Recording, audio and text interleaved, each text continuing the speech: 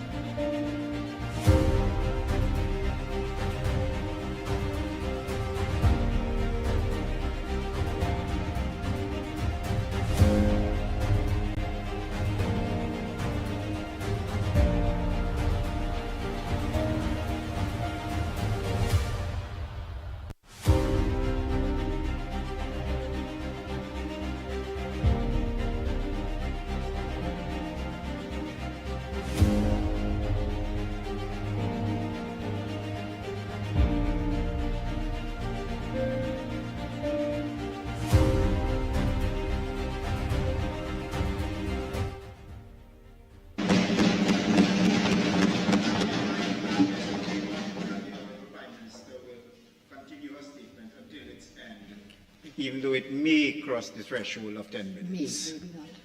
Thank you very much, Mr. Speaker, and I thank my colleagues on both sides of the House. And before I make the statement, I really would like to congratulate the Minister of Sports and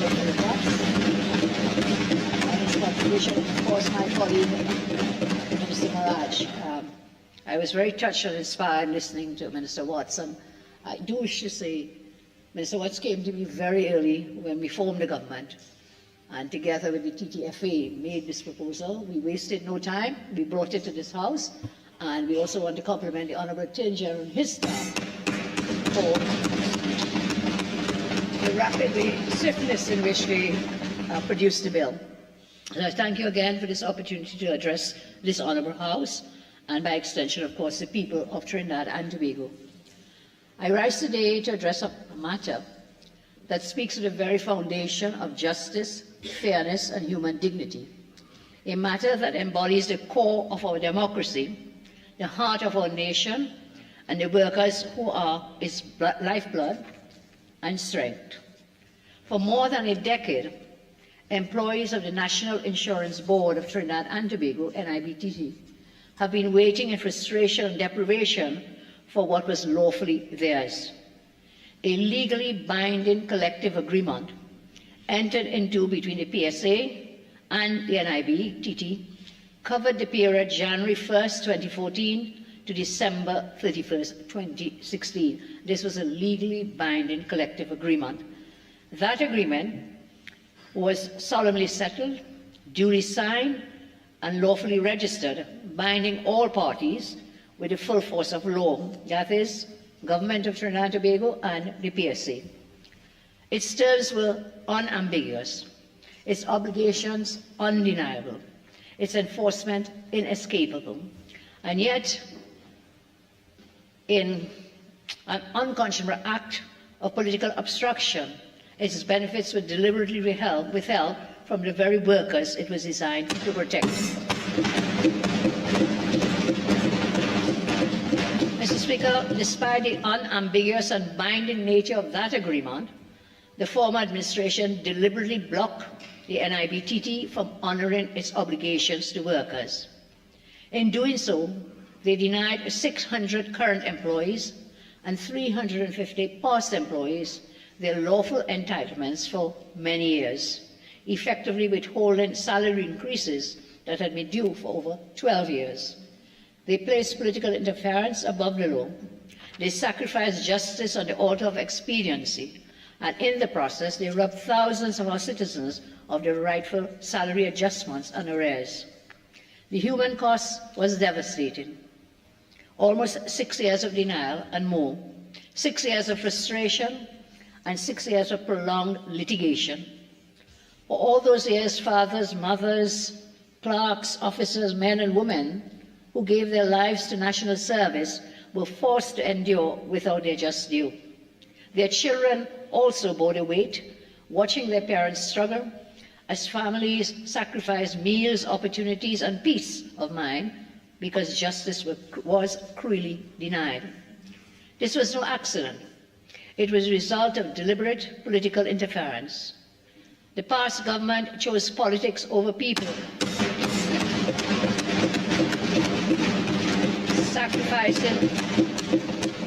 sacrificing justice to protect their narrow interests and reducing citizens to collateral damage in reckless political games. Children were left to suffer, watching opportunities slip away, carrying the scars of deprivation caused not by misfortune, but by the former PNM government's callous abuse of power.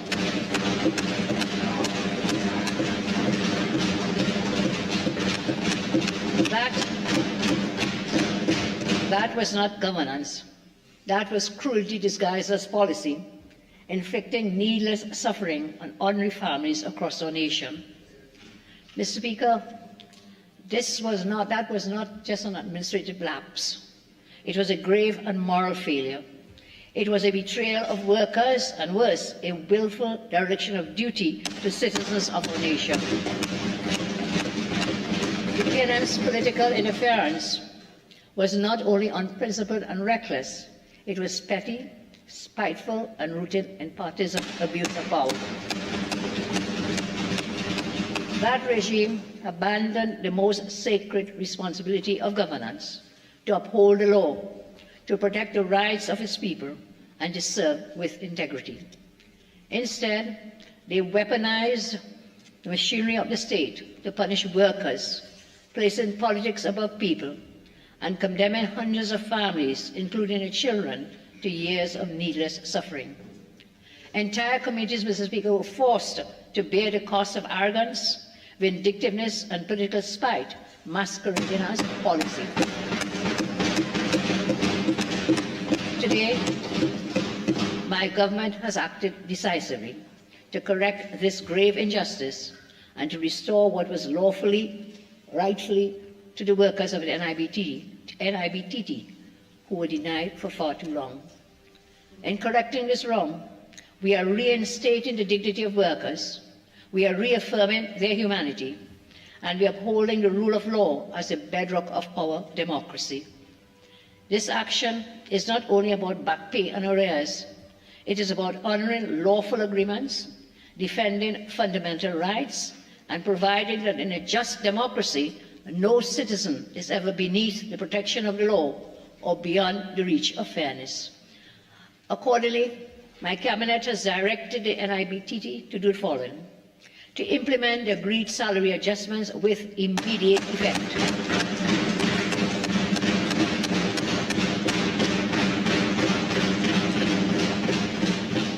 to facilitate the full and prompt payment of all outstanding arrears to affected employees without delay. Mr. Speaker, I make bold as to say this is not merely the execution of a contract. This is the restoration of justice and fulfillment of our workers' agenda. And this is, Mr. Speaker, I am proud to say, the delivery of another campaign promise. This is another promise we have kept to the people of Trinidad and Tobago. When UNC wins, the NIBTT workers win, and everyone wins.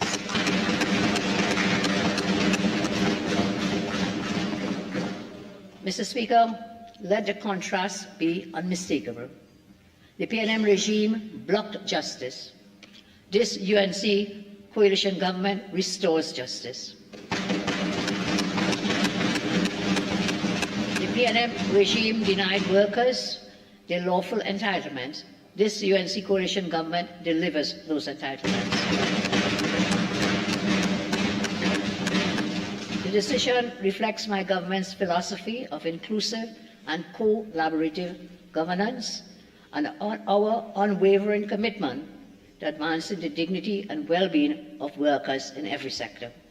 It marks the beginning of a new era of governance, one in which workers will never again be bargaining chips or collateral damage in political games, but will be respected as partners in our national development. Speaker, I commend the Public Services Association and the employees of the NIBTT for their patience, their resilience, and their steadfast faith that justice would one day prevail. They endured years of uncertainty and despair. Today, their perseverance has been vindicated. I am deeply grateful for their patience and their faith, qualities that reflect not only endurance but true patriotism. Their service to this nation, even in the face of injustice, speaks to a devotion that strengthens our democracy. We must always remember, workers are not merely employees. They are the heart and soul of our nation. They are the bedrock of our democracy. They sustain our economy. They uphold our communities, and they embody the spirit of service and sacrifice upon which our great nation was built. Under our leadership, we pledge that they will always be justly respected, fairly rewarded, and never again be treated as expendable. And I'm sure the former Minister of Finance and former Ministers of Finance, because I think one was fired and then another one brought. Where you want to go, where we're getting the money, we will find the money to do the right thing, to make sure that the workers are taken care of. And so this is part of that promise, and I know for the past months, where you're getting the money, Minister, the money is there. It's to use your creativity, your intelligence, and your integrity to place the money where it rightfully belongs to reward people. Our budget statement will be in early October. We will share with you many more ideas we have for creating more revenue streams and, of course, for creating more jobs. So I will not go into that today. So let me assure this Honourable House, let me assure the national community, this is not an isolated measure. It is the first step in a comprehensive program to address and settle outstanding negotiations across the public service and the state sector. We made a promise to the people. Today we prove once again, promises made are promises kept. Mr. Speaker, Trinidad and Tobago must never forget. The former PNM regime's obstruction was not only a betrayal of workers, it was a betrayal of our citizens, and it was a dereliction of duty to the nation itself. For 10 years, they placed politics above people, abandoning their responsibility and leaving ordinary families to pay the price of their neglect. In contrast, my government has demonstrated strength, vision, and resolve. As I close, Mr. Speaker, I say again, my government is restoring justice, rebuilding trust, and setting a new standard of governance. In this new paradigm, workers are never pawns in partisan games, but permanent partners in national progress. This is a government which is to be measured not by petty spite or partisan obstruction, but by our fidelity to the rule of law, the defense of democracy, and the justice it delivers to people. This is governance anchored in fairness, accountability, and delivery. It is about building a nation where every citizen can see and feel the results of sound policy in their salaries, in their dignity, in their communities, and in the opportunities secured for their children and their generations to come. This is our vision. This is our vision, a stronger, fairer, and more prosperous Trinidad and Tobago. And this is my solemn pledge to the people of Trinidad and Tobago. Under my leadership, we will always be a nation where rights are respected, democracy is upheld, and justice is delivered. This is a country where progress is shared with every section of society, seen in the dignity of work, felt in the strength of families, and lived in the daily hope of every community across the length and breadth of our country. This is a nation under our governance where partisan gamesmanship and political abuse must never again be placed above people, and where the true measure of our democracy will always be the welfare and dignity of all our citizens. Mr. Speaker, I thank you.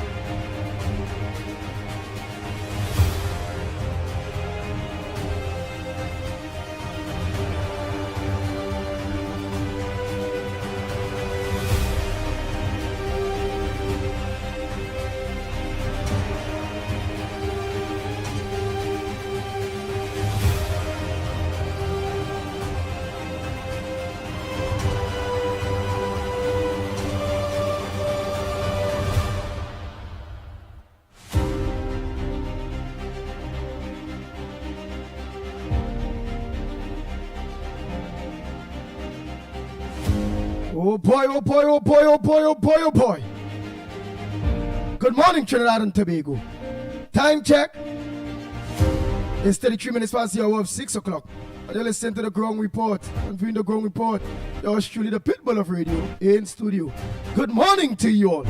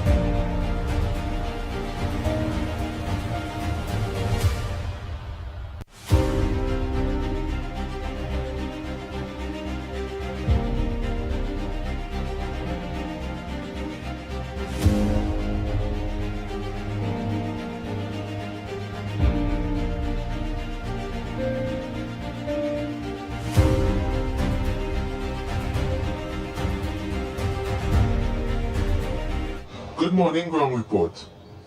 Bossman here. I wouldn't waste time to get distracted by those fiends who criticize every single contribution I make. The arguments are feckless and facetious, and they talk a lot of flim-flam. Anyway, this morning, there at the San Fernando PTSC, there was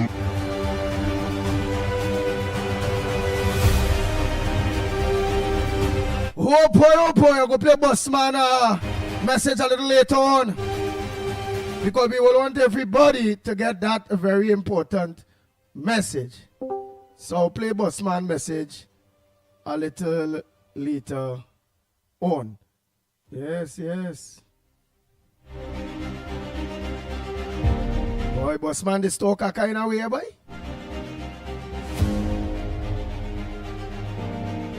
Bossman. Roger, you're laughing for the morning already, boy. Bossman in the house, rain falling. What's what? Rain falling all days there? Well, let me know if rain falling all days there, so. Why am here rain falling? But the blow 7 you and all laughing at Bossman early, so? Hey, Sandy Jones, you too? No, we go hear him a little later. We go hear the Bossman a little later. Yeah, we gotta wait till the rest come on to hear what the man is saying, eh? There's a very serious Bossman. Turn bushman. Turn crapo frog. And mosquito bites. Yeah. But at the end of the day,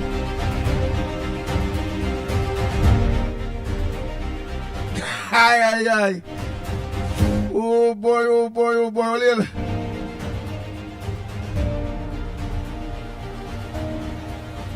Guy the Bossman, man. What are you going to say? Joyce, yeah. Bossman again. Yeah, Raja Maharaj. Yeah, Bossman out and bad. Afriza D. Muhammad. Bossman always complaining. Glory say rain falling here in Central. Nazali and Mr. Ali, a pleasant good morning to you all. Now say not Bossman Andy. Yes, Bossman Naz. Hear me and Acton say the Boss Whisperer and Bush Mako. Oh, the man is going to make sure no mosquitoes. He said that this caused dengue earlier. So this is a very serious thing. Don't get kicked off for that. The man is fighting the dengue and mosquitoes, biting people himself. I remember you have a racket, you have a mosquito racket. You see a big crap on snake and all kind of thing in the place there now. So don't be a Bossman at all earlier. Bossman reporting, the man the man is multi-talented. The man letting you know about dengue. That is a very serious thing. The man helping fight dengue.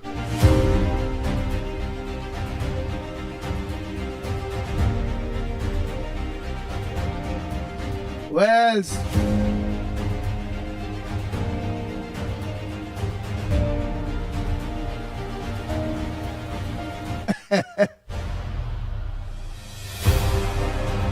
where is it come aboard and the BCT tours and many others say, stay safe and remember drive to stay alive. Well, obviously it's alive, you're trying to say.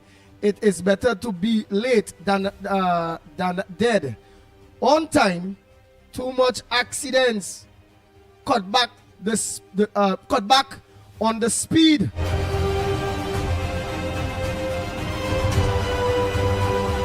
Yeah. I was a wheel on the Bossman. Bossman got to come in a little later on. Yeah. Other people have to hear the man. The man at the end of the day, this brave. The man fighting dengue. Fighting overgrown bushes, down to vines on the line, and take walk and only fighting, so they don't vex the Bossman at all. Afi said the Mohammed say, oh boy, good morning Andy Pitbull. Tafika Balkaran just laugh. Chavadin say, Bossman is PNM propaganda messenger.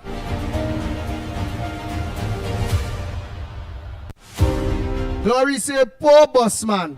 And he help Bossman. Daniel say he want bus upshot.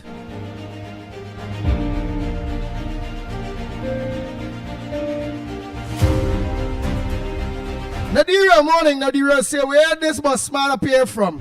he is a good entertainer. Well, we will hear, because this man, a lot of the things the man saying is be truth. The man fighting for the right, all you care vex with the man. The man is very consistent. So all don't vex with boss man at all. Selwyn Batiste morning. Bubian John morning. Kamati morning. Barup, why we going partner morning. Pearl Sammy say, oh gosh. Boss man again, Lord Father. And Maria, a pleasant good morning too. Marilyn Sicharan. And Matilda Rhodes, a pleasant good morning, baby. Good morning to you, baby. And Teacher Balmain, all of you a pleasant good morning. Savi, good morning. On top of things with that,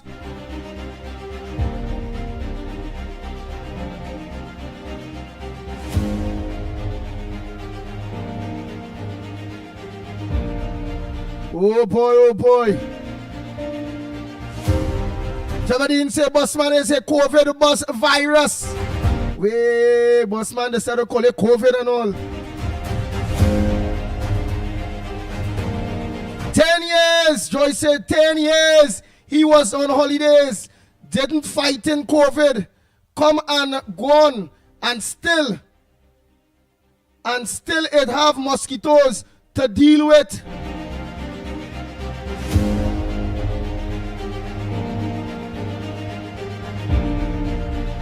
Oh, lady man. Rosa, morning. John, morning. Grace. Angela, morning. As Angelina. Morning to you. Afro Sally, morning.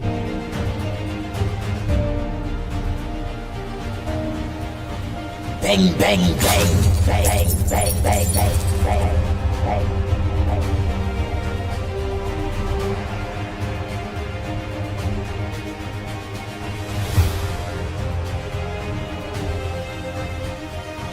But Gonzalez out there say Gonzalez morning.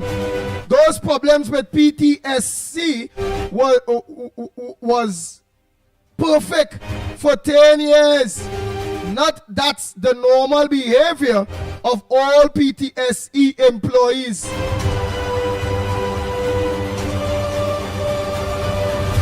Deborah, pleasant good morning to you.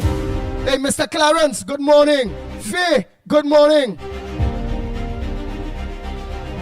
Dennis C. Paul and Journey, a pleasant good morning. Rusty Nail, good morning. Big Ram, good morning. A&A Doubles and Roti, a pleasant good morning to you all. Noel Brown, Gita Brown, all of you. Son-in-law, Kevon, Sadia. Good morning to each and every one of you. A&A Doubles. I see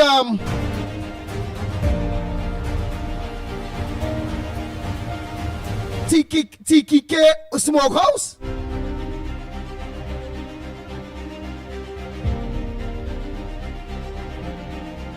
I see Trinidad Killer Open. ETK Smokehouse there in New York. Long lines. I wish you the best. I hope you do well. Make sure you do well. Put away your money. Become something. You could sing, you have good music, you just sing good. Let's say your hand good. All you need to do as a black brother is just...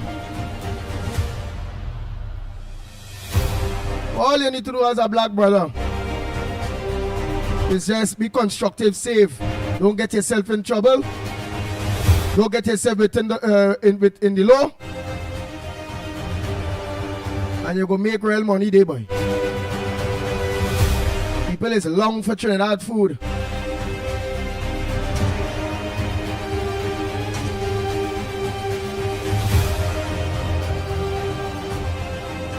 Well, good Caribbean food. Sure you go be crab and dumpling, this, that. People go have it nice day, boy.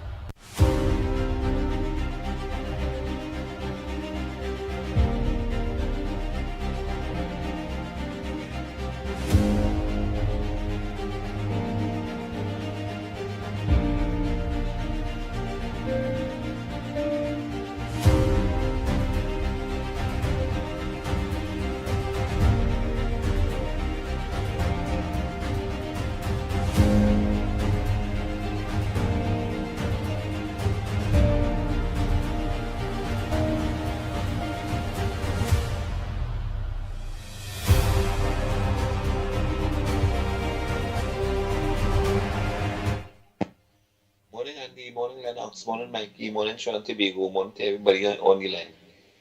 Andy, listen to this now. So I see Madam Delcy, right? Just imagine this woman who come to Trinidad under the cover of darkness, and we're only claiming that, and Stuart and then claiming, right, that them don't know anything about this visit and all kind of stupidness and nonsense. But here's your story, you know. This woman threatening the Caribbean. She's threatening Trinidad and Tobago. And I noticed it's becoming more and more frequent now, right? First is a big fat man in Venezuela, the Caballo man, and then the general, right? And now it's Delcy. But I want to tell Venezuela and Delcy and Maduro and them something. All they try all that bravo that's all talk, all the talking the. Because all they know, if all they could really do it, all they done in beach and to be gone in a long time. But here what's going on? Go to sleep. So if all is so big and bad, all they try it and see what will happen to all you. Where you feel all they existing and only one hour. All is a country unto all yourself. Look all Delcy, look Gil, look Hall, and Maduro Hall, because your time very soon coming up. All they panicking. I know all they panicking. Uncle Trump, you know the keys. Later. God bless.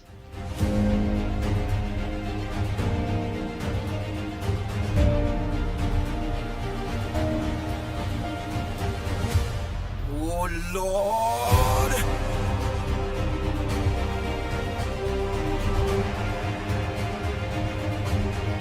Oh, Lord.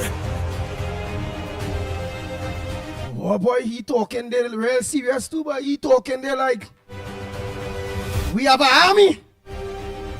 I want my partner remember it's a regiment we have, you know. Trinidadian they talk big when they are backings, boy. Hey, he ended by saying Uncle Trump, look how Trinidad talk now. When they are backings, oh God, Trinidadian bad, you know, yeah, but bad. Whoa, yeah, there. Hey, Hall, hey, Mudu Hall. Whoa, Trinidadian bad. Trinidadian and Tobagonians. Mr. Pleasant, good morning to Tobago. Good morning to you, Tobago.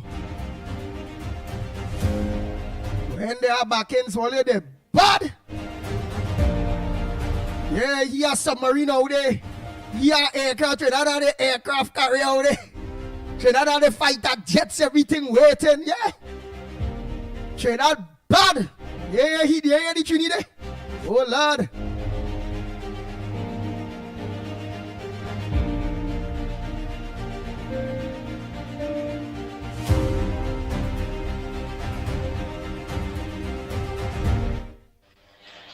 Good morning, ground report. So the government has changed, but the police still remains in general URP, another URP, and a PNM party group with the characteristics of being corrupt, lazy, and unproductive. All governments have a response in the past of just throwing money and expenditure on the police, building lavish new police stations. These stations only serve to keep the police indoors and hiding in air-conditioned rooms. I have a strategy for the police. I'm calling it the notebook strategy. That is giving all stations hardcover notebooks to record all patrols and should have signatures of residents of the area where the patrol took place, as well as the patrolling officers. Because the police are not going inside villages where crimes are planned and we have gangs inside. The police are not going inside. And we are not seeing the police, whether it's SOE or in normal times. So this is falsification of police records by stating that in their diaries that they are doing patrols when they are not. And this has to be done in conjunction with senior police, that is police in khaki. Thank you.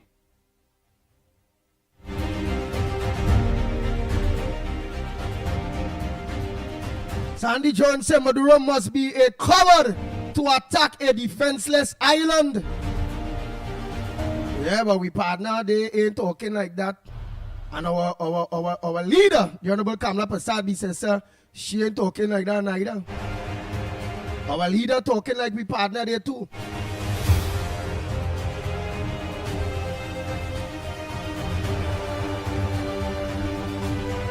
But then our leader must know why she could talk so, eh?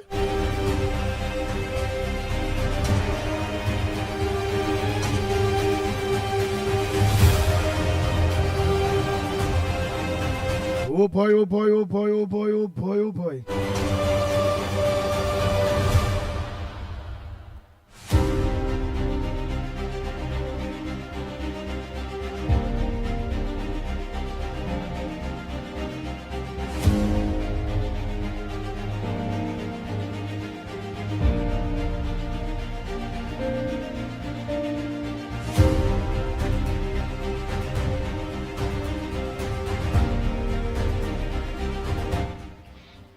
Good morning, ground report.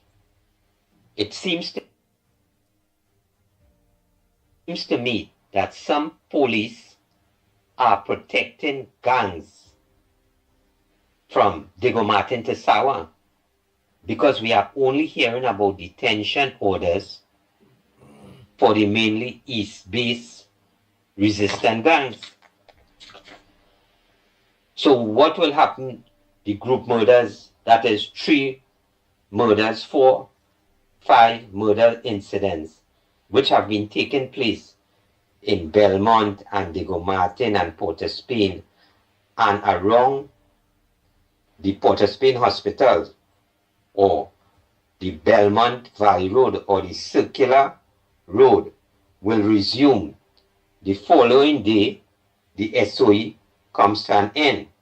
So what should be happening is that each police division during this SOE should be closing down at least one gang every 2 weeks during the SOE.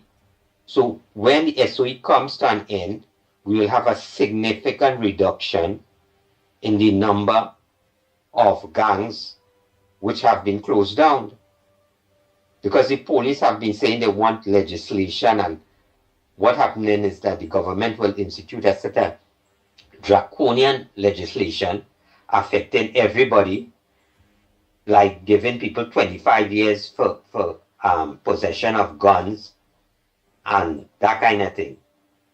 The police needs to act on the gangs during this SOE.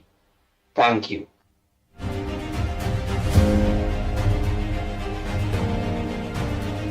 Echo for us here, Andy. America's war against drugs. 1 country down, 2 more to go. Andy, Mexico is the first country. 15 billion American take from a cartel kingpin, El Mayo.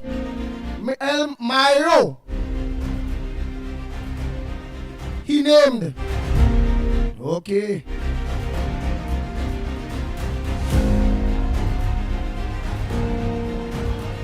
Mayo, eh?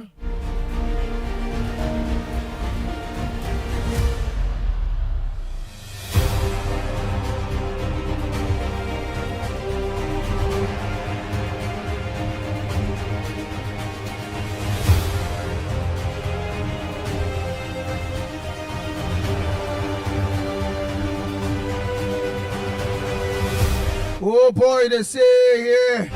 Gonzalez said there are no police patrols on the highways in the residential areas after the Caroni Bridge, and apparently only street lights on the west to east highway need to work. Okay, need to work. It have no drivers on the south. Trying to understand that message, Gonzalez. But I read it the way you send it. I understand, right? There's no patrol on the highways, you see, and in residential areas and them thing, right? We all understand that. We're saying it have no street lights on the west to east highway. It could be that. And we mean by need to work it, need to get it to work, I want to believe that we're saying have no drivers on the south. We mean it have no drivers on the south. So anyhow, all of the lines are open to while I run through voice notes and read some of your messages, eh? Hey, morning, the original Pachi, Joe Village, California, good morning to you.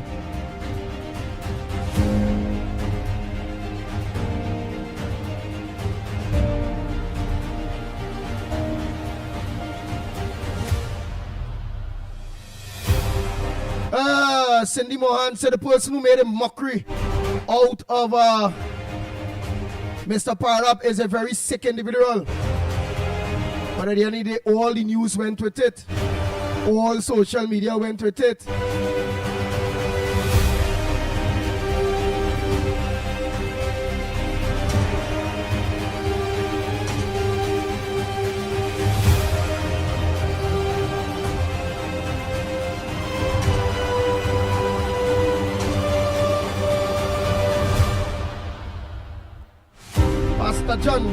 Pastor John, good morning to you.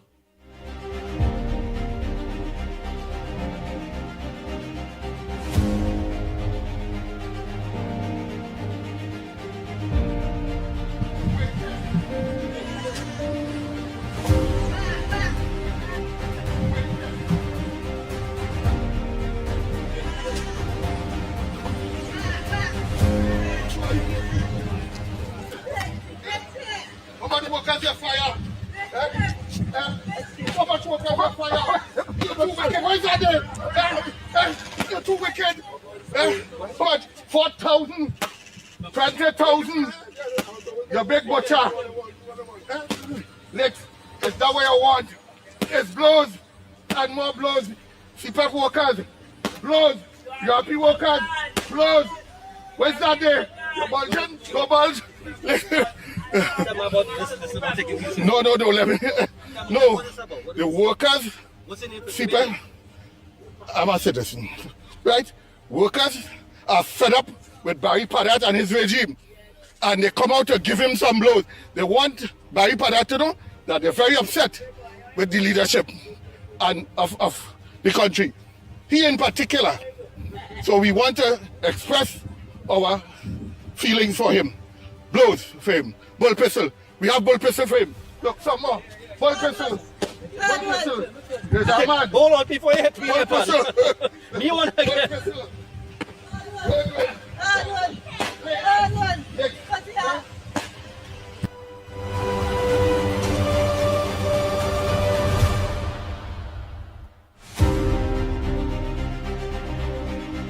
Oh, Lord. The Ground Report with Mikey K, Andy Williams, and Lennox Smith.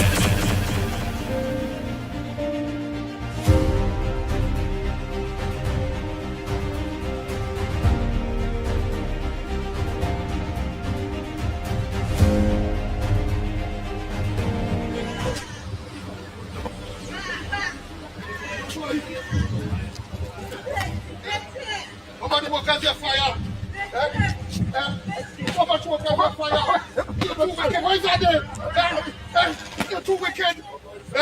But 4,000, 20.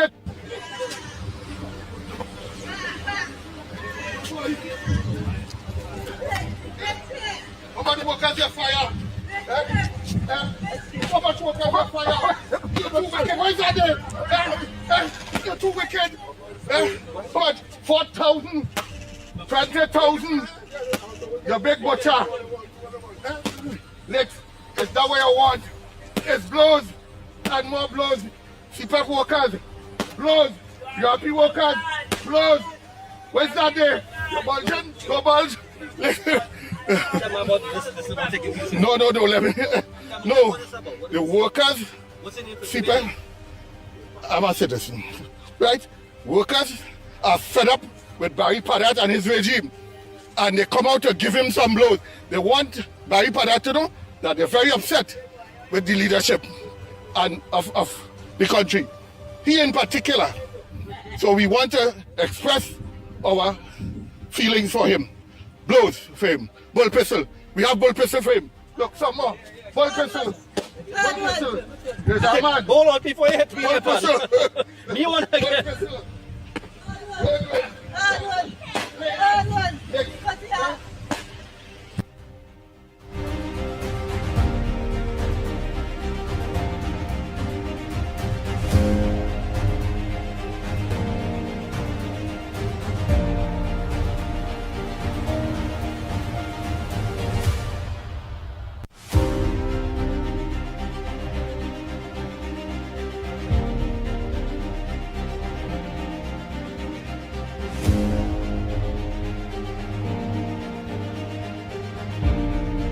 Roma Price say why he wasn't beating Rowley and him both so.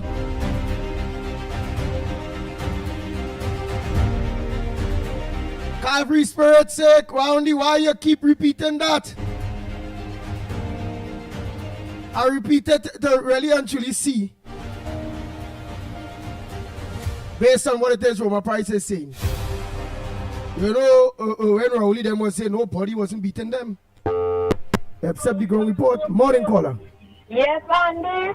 Mickie, Lennox, Smith, and Tobago Central here. Pleasant. Good morning. Yes, Central. Yes, man, Andy, boy, we get a little surprise of Monday morning. What I am now seeing there that you know,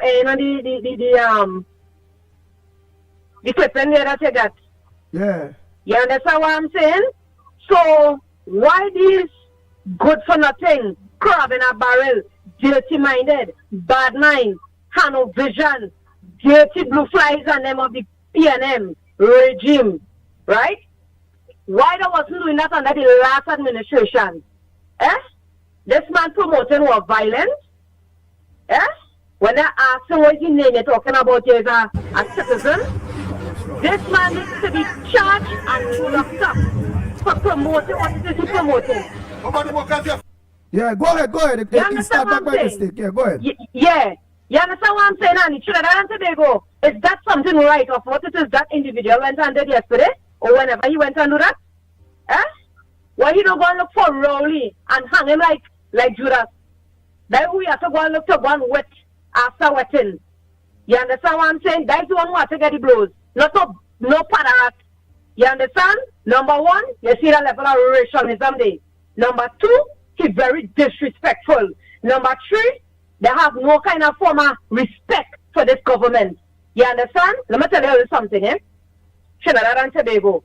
You see, where the United Nations, which is the UNC, running this country, plenty of them still can't believe it. To know the kind of licks, the kind of wetting they get. You understand what I'm saying? On the 28th of April gone. Trinidad and Tobago, you see what our Mr. went and do this? That individual, he is too old to face any law penalty in it. You understand what I'm saying? I will call that promoting violence against. You understand? And I would like to know what the authorities are doing concerning that. Because when PNM was in power, you never see no activists of the United National Congress went and do them kind of rubbish, them kind of level of disrespect. You ever see any one of them put on any PNM jersey or anybody and doing them kind of thing? Beating a dummy and saying about his next Rowley one, his next Rowley one? What kind of level of disrespectful is that? Why PNM can never come back here again by? You understand? Them done the precipice already down there and them ain't gonna resurrect no way. Penny could do what she wants. She ain't going and come back no how. You understand? She posted up at such a nice store and she paid about thank God. I said, call God name in vain, woman. All our legs are such a bad spirit. These are people who will do anything for power and wealth. You understand? But I would like to know what the authorities and the minister is going to do concerning that individual. Because he was out of place and disrespectful. He has to face the full brunt of the law. You understand? And thank God none of the UNC activists had passed same time. Because I don't know what will be right when the outcome. You understand what I'm saying? I don't know what will be the outcome when I had a clash. So you know why? There's a level of disrespect. You understand what I'm saying? You can't go about doing them kind of thing. You need to get a face like Crowley and put it on one of them dummy had it, and you have to beat that until it bleed. You understand what I'm saying? That's the one you have to go on with. That kind of level of disrespect, something has to be done about that. Why? I don't understand. Why the supporter, the PNM, does always have to be on this kind of level of outer time in it? Let me be real. All that very disrespectful outer time in an outer place, boy. Down on the central level, we don't go to them kind of thing, Andy. No, boy, we don't go to them kind of thing, boy. And these people and them have to set an example in this country, boy. You see what I'm going to do there? See what I'm telling you? Something has to be done about that, innit? Don't play a role, not yourself like you're the hero in the country. And feel where it is they went and do they want to get you with that, innit? But then you have to feel the full brunt of the role, innit? Yeah, that's what I'm saying. So what you saying is that come like he promoting violence? Yes, boy, Andy. Ask anybody I wait to say anybody come on the and ask the question. Oh, that is promoting violence. And you had a low one and monogram and stuff, the jersey where you don't know where you're doing that for. And then he call the person name too, showing a violence. Yeah. The person name too. Yes, that's what I'm saying. Why don't go and look for the Rowley and the this one and the that one? You understand the short young and the this one who got the two children hiding all over the place. You understand? Go and look for them, make dummies out of them, and you have to beat them until their head split open. Them is who you have to go and look for. You understand what I'm saying? Or they can't be coming around. You know what's wrong with the PNM? I'm going to tell you something. You see that bully mentality? Hey, this is 2025, you know. And people need to understand it's up to their time right now. They're not back in the days, you know. You understand? People head on the body, they think in the right way. They see what's going on. They see from the last administration, they kind of arch your feet. You understand what I'm saying? Them vex, because they get in court. The vex when they come into the light. This nasty bind, care on a country, dirty, dead PNM government. You understand? Everything getting rooted from the root now, boy. So they don't like that. Except the CPEP, the URP, the this and the that, all of them have to put a pause. Because you know why? All of them, the small man, they have to pay the penalty to the big man. Because when you see it can't fix from the top, it has to fix from the bottom come up. You understand what I'm saying? And it starts from the top with the last administration. PNM is so stink and nasty, Andy. Yeah? And they will never come back there. So all of them in the PNM could haul. At the ending of the day, we put in right thinking people let us say about the people business. And that's what we're talking about. It's no PNM coming back there. You understand? That's done gone. We can't bring back the dead. The dead done dead. And the next thing too, Andy, I want to draw to your attention. Coming to the police service. Trinidad and Tobago, they don't make up thing. This is some experience. You see, the police service is a serious thing. Hear what I'm telling all you. It is a serious thing. You see, when you're working inside and you're working up your way to reach certain position, let me tell you something. You see, the people that you're working among is the most crucial, critical people. Hear what I'm telling you. There is just one, there's vex, there's envy. This is from a past family member situation I'm telling all you about it. You understand what I'm saying, Andy? At the end of the day, when you elevate in that work, when the car gets here physically, they're going spiritually and doing a certain mad thing. You understand what I'm saying? People say we don't believe in these things. We know these things, we don't want to believe in it, but it exists, people. Trinidad and Tobago, these kind of dirtiness exists. And anytime you see elevating, it could be even in that service, it could be anything. These things exist. And let me tell you something, when all they feel they could do them kind of thing, it will go come back 10 times worse because you see that father above, we dealing with righteousness, boy. And all you have to learn to stop doing them kind of nastiness. You understand what I'm saying? Trinidad and Tobago, we know that from the last administration we was under, which is the stinking, dirty-minded PNM government. That was an Obeah man one in the country that people couldn't see the way. And right now, we deal with it is a slow pace, but we come in a show. That's why I'm glad that UNC has think the right way and deal with the people and the issues as what it is to go in and deal with. So far, so good, and we want them to keep on the right track. You understand what I'm saying? So coming back to that person who the way to see went and did Andy, we're looking on to see what is the authorities going to do with he. He can't do something like that and they're away in the sight of the law. That is a total madness because I have never seen no UNC activists went out there and do them kind of thing when the same dirty-minded, corrupted, dead PNM government was running this country. I have never seen that. You see that, Andy, anytime? I never see that. And I'm sure anybody in Trinidad and Tobago never see that. So something has to be done about that. Yeah? We don't want to hear use a citizen part. The only time I see that kind of thing is Good Friday. You know when it's Good Friday, That's right. You saw that. Other than You that, saw that. We out don't see there that in the on front Good of the Friday. parliament, that come like promoting violence. You encouraging people to beat this man. That's right. You understand what I'm saying? And I don't know what's the problem about, he is on a male, he looks like a female. Let me tell you something. First, they need to go and do, they need to go and check Penny and see what it's called it? What sex? What gender? Yeah, what gender she is. That's right. You understand? And then after they go know which leader they really have. It's either a male or a female. So let the whole affair then could hold. We have time with that. But something needs to be done about that particular person, about wait till he went and promoted. That is a serious thing. We are taking that. So Trinidad and Tobago, remember, keep all their head above waters with one people, one nation, one love. Let me keep that goodness. Let me restore back goodness in this country and get rid of all of the bad spirit. You see that next one we used to be talking about is war, is war, is war. They say them things done, rotten and forgotten. We're moving forward here. It's forward, backward, never. That's what we're talking about, Andy. So at the ending of the day, it's unity we're looking at. Just remember, Central and the House, we locked on and listen, Andy, and it's that. All right.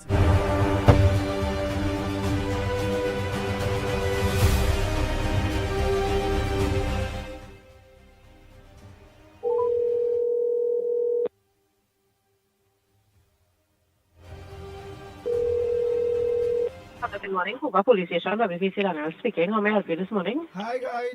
Corporal, who's speaking, is it? Morning. WPC Daniel speaking. Oh, How may I help you WPC this morning? Daniel. All right. Miss Daniel, you are live on a program named the Ground Report Program. Just calling to just find out what constitutes, because we're studying what constitutes like exciting violence, where it's a crime, like, you know, where you can charge somebody, you could say, well, she hung up, boy. That is a simple thing. You don't hang up. What constitutes exciting violence? I want to find out. Let me see if I can call an ex-police. Man, I want to find out that.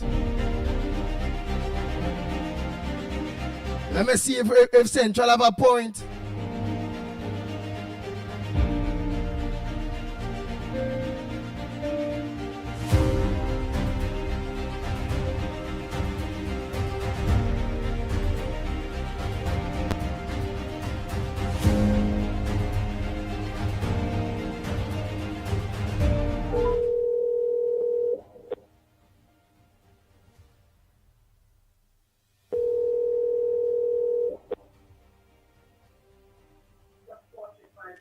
Hi, a pleasant good morning. I'm not calling your name at all. I know you are a ex-police officer. There's your partner, Andy Williams. We are live on the program. I just want to find out something from your officer. I'll address you. I'll just address you as officer. What constitutes violence? Like promoting violence or promoting somebody to harm somebody? Does it have a charge for that or anything? For like, what I'm talking about, sir, is that recently we see on Friday there, a gentleman was in Woodford Square, have up a dummy of Barry Padrop, UNC jersey, calling his name too, calling the person full name, and beating this person live in public, beating. Hey, you do this, hey, bam, bam. Does it have any charge for that or anything, or that is normal? I only know about that like on a Good Friday. So just want to find out if there any charge for that, or if there is exciting violence or making people want to beat Barry when they see him or something. How would you describe that for me, sir? Well, I won't think that is violence in itself, but even though it connotes that a violent outcome to an individual doesn't mean that the person who is doing the act of the violence is actually being violent. So actually, the person has to be harmed personally. Otherwise, there would be no violence. Oh, so no kind of innocence. Oh, so violence. So it's only evidence it was the person real he beaten. That is it. That's correct. All right. So having up a poetry and beating someone don't constitute no type of nothing. Come again? So having up a bully, resembling a person or a mannequin or anything, and beating someone, it don't constitute no type of charge or anything like that. No. That is not. That would not be anything to charge a person. You cannot say that a person is violent by using an effigy or unreal person to decide violence. You cannot say that that person is being violent against some effigy or statue or whatever. So you can't say that that person inciting violence? No. You would not be able to say that because the point is, you see, that is a tradition that is held every year by something we call a boboli. A boboli is just a symbol of something that you are against. But it would not be to actually say that the person is being used or is being acted on violently. It is just something that is a tradition, and that the person who is being used, whose name is being used to perpetrate the act, is not being actually harmed. Oh, they're not being actually harmed. So that is just tradition day, and so if I want, I could organize and go by the parliament next Friday and put up a rowley and a steer on a penny, all of them, and I could give them some blows. Well, anybody can do that. But you see, yes, you can do that, as long as there is no actual harm on the person itself. Okay. The statue or the effigy, you cannot harm that person because that is not alive. You do not have feelings to hurt anybody. All right. Okay? All right. Thank you so much, sir, for your cooperation. Thank you so much.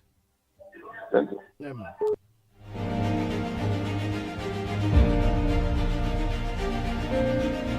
The Ground Report with Mickie K, Andy Williams, and Lennox Smith. Thank you for your cooperation. Thank you for your assistance. Like that question was too hard for the woman by the Kufa police station. Something simple. Now tell police in some of them police in this country dumb. Really dumb. You call the police station and you have all right to just to find out something. And she kind of answer something so simple. We try to constitute what is inciting violence. And if somebody can be charged for what went on Friday. Ah, boy, you tell me the police woman in the police station there. Morning, caller. Good morning, Andy. Go ahead. Mickie K, Lennox, Newbie, or whoever you director. I always call him Newbie. Andy, that is something simple. Without a police or past police person to ever explain you, that is something simple, Andy. Mr. Good morning to Israel Khan, attorney at law. You see what Israel Khan did with that Ivar Chipetier? Because you were fed up and me take it here and started mash it up with the hammer. Right? It's amount of police that have by the Red House. It had police inside. It had the TF inside.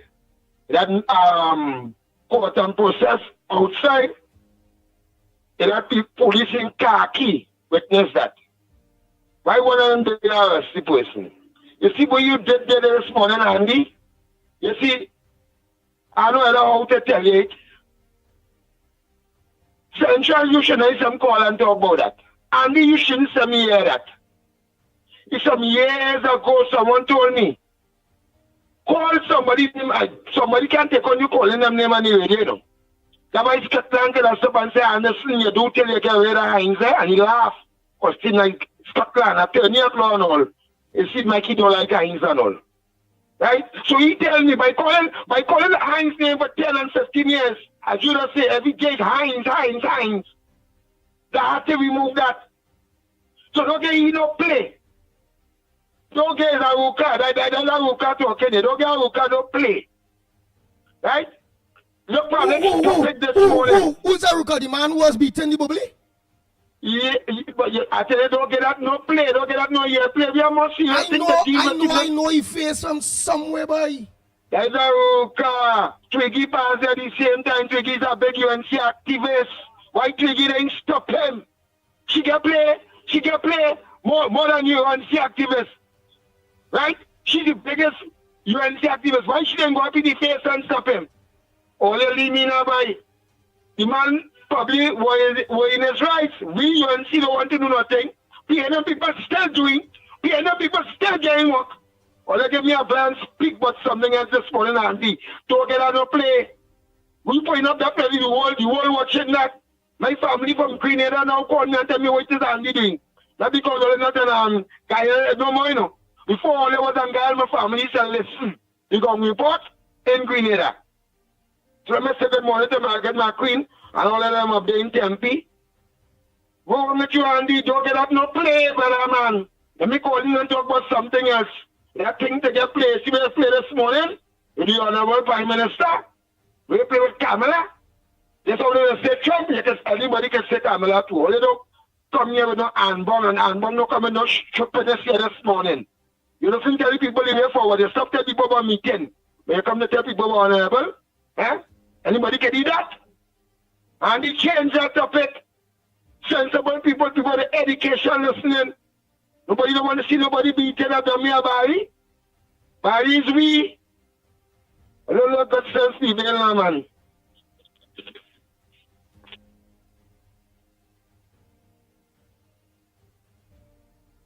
Oh boy.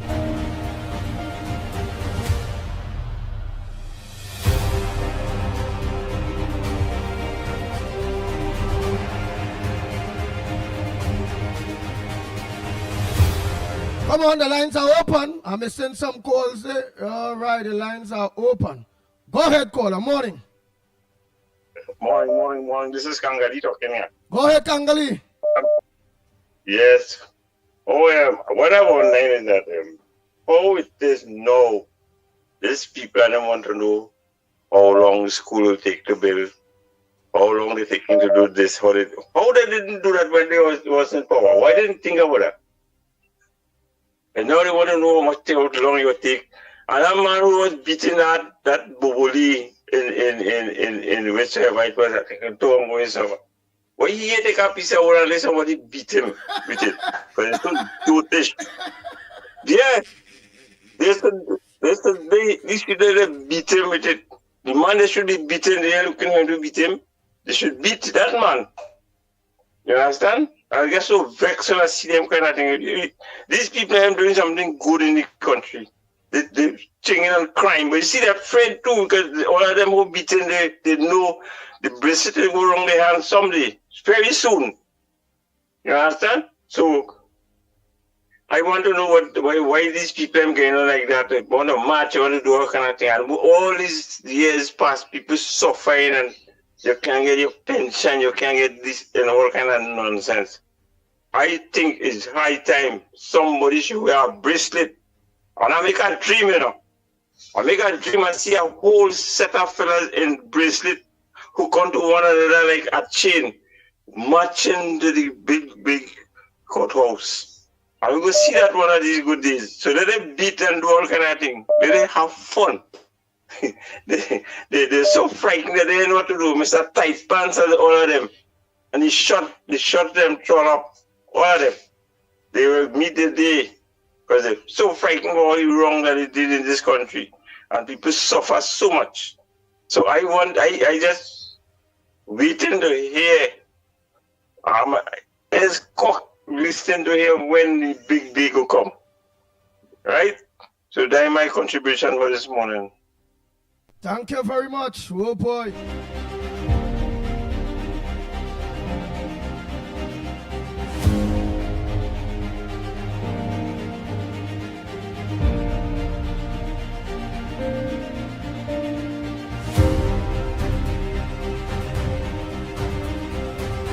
But that man weak like the PNM boy.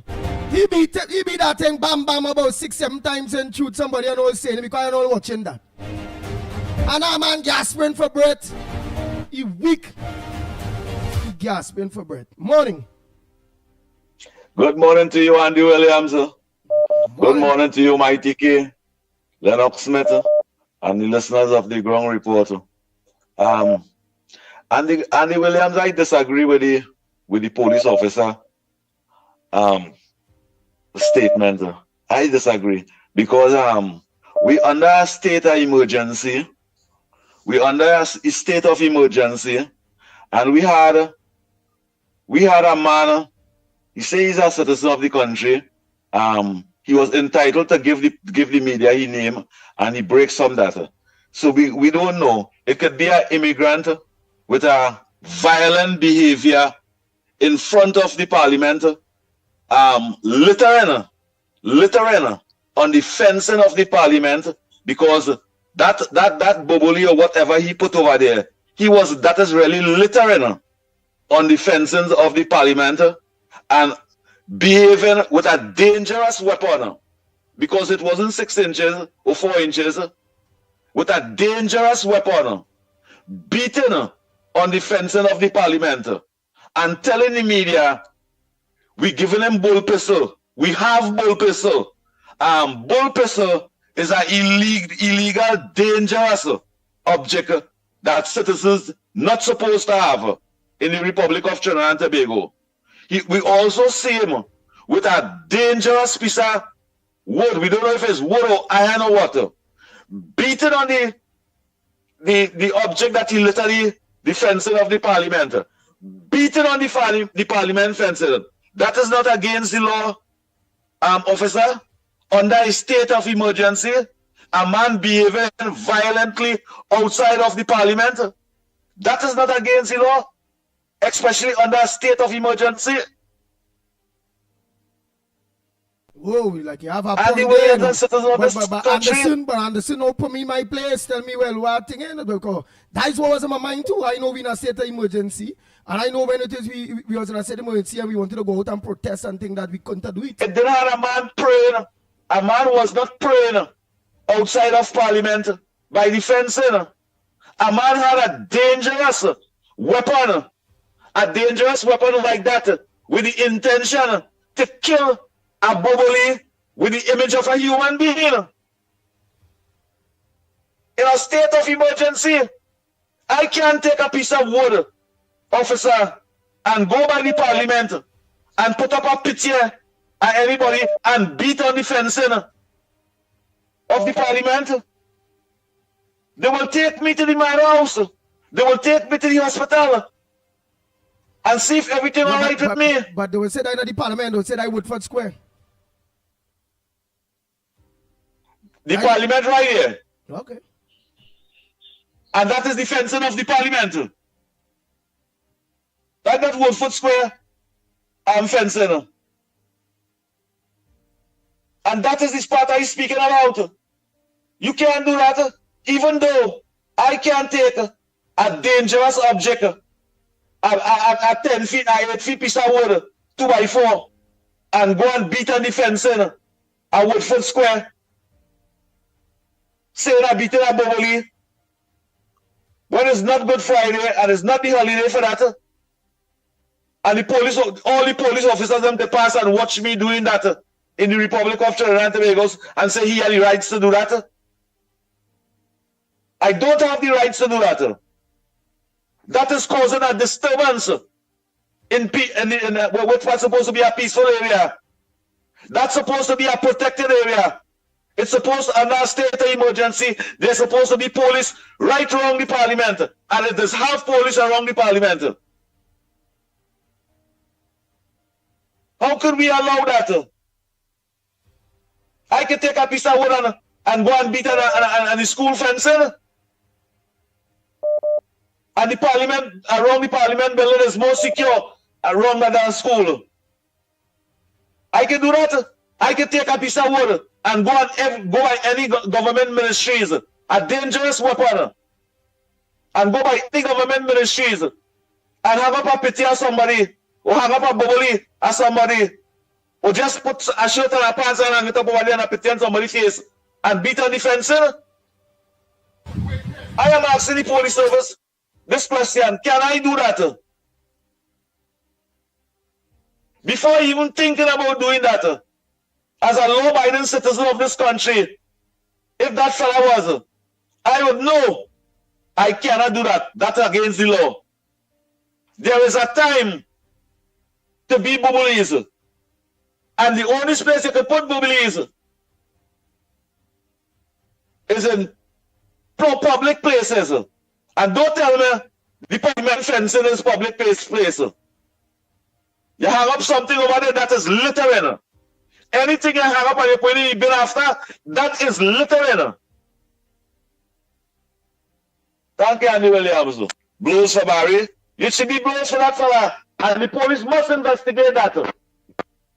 They must investigate that. Before you go to, because remember, real activist is quarreling about something. So let me just think something else there before you go. What? You use the lawyer? No, use the lawyer? You go tell me where you think about this. Use the lawyer for them? No. What's something else here just now? You tell me what. But then don't try to show evidence. No. I'm talking about something else. Not this. Just now. Just now. Something else I want to show you. Watch it here.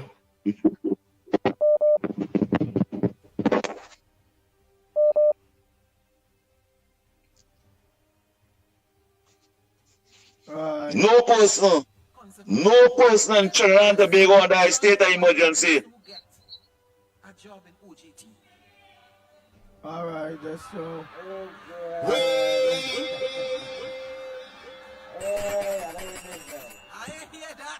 Under a state of emergency, Trinidad and Tobago, no citizen should have a dangerous weapon.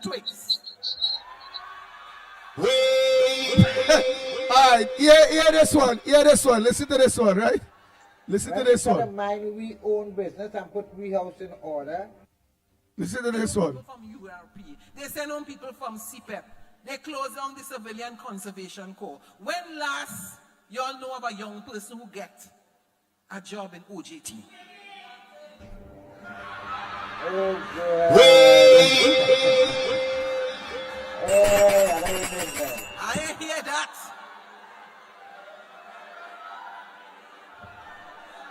I ain't here when we talking about trees and twigs.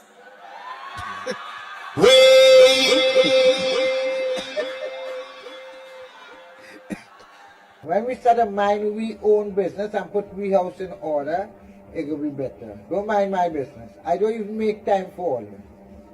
Twiggy don't even make time for all it. Twiggy, Christine Twiggy, living from one Barcelona, she don't make time for all it. And all of us make time for me all how. Right? I can reach 100 years and the government want me to work for them. I am working for them. I know money. If all you don't know money, I know money. Right? So don't make me a problem with all you. Right? I just mind my business. I just mix and meddle upon and it's all your business. Right. So, where will we papa for Twiggy say? If she reach 100, the opposition leader Penny Beckles is saying, well, last all here, people get OJT work, this, that. But they're coming to get some old woman I walk. But the woman, right, she says she reach 100 and she could still walk, she go walk. What's your thoughts? I do have no regrets or have no bad feelings the work that Twiggy get. Twiggy not in Point of Pierre constituency, and especially in them PNM areas, they do have a UNC MPs in them areas. It must have activists, UNC activists in them areas. If she get the opportunity, I say, well, that is your blessing. That is your blessing. And I'm not going to say anything about any UNC activist that get opportunity in PNM constituency.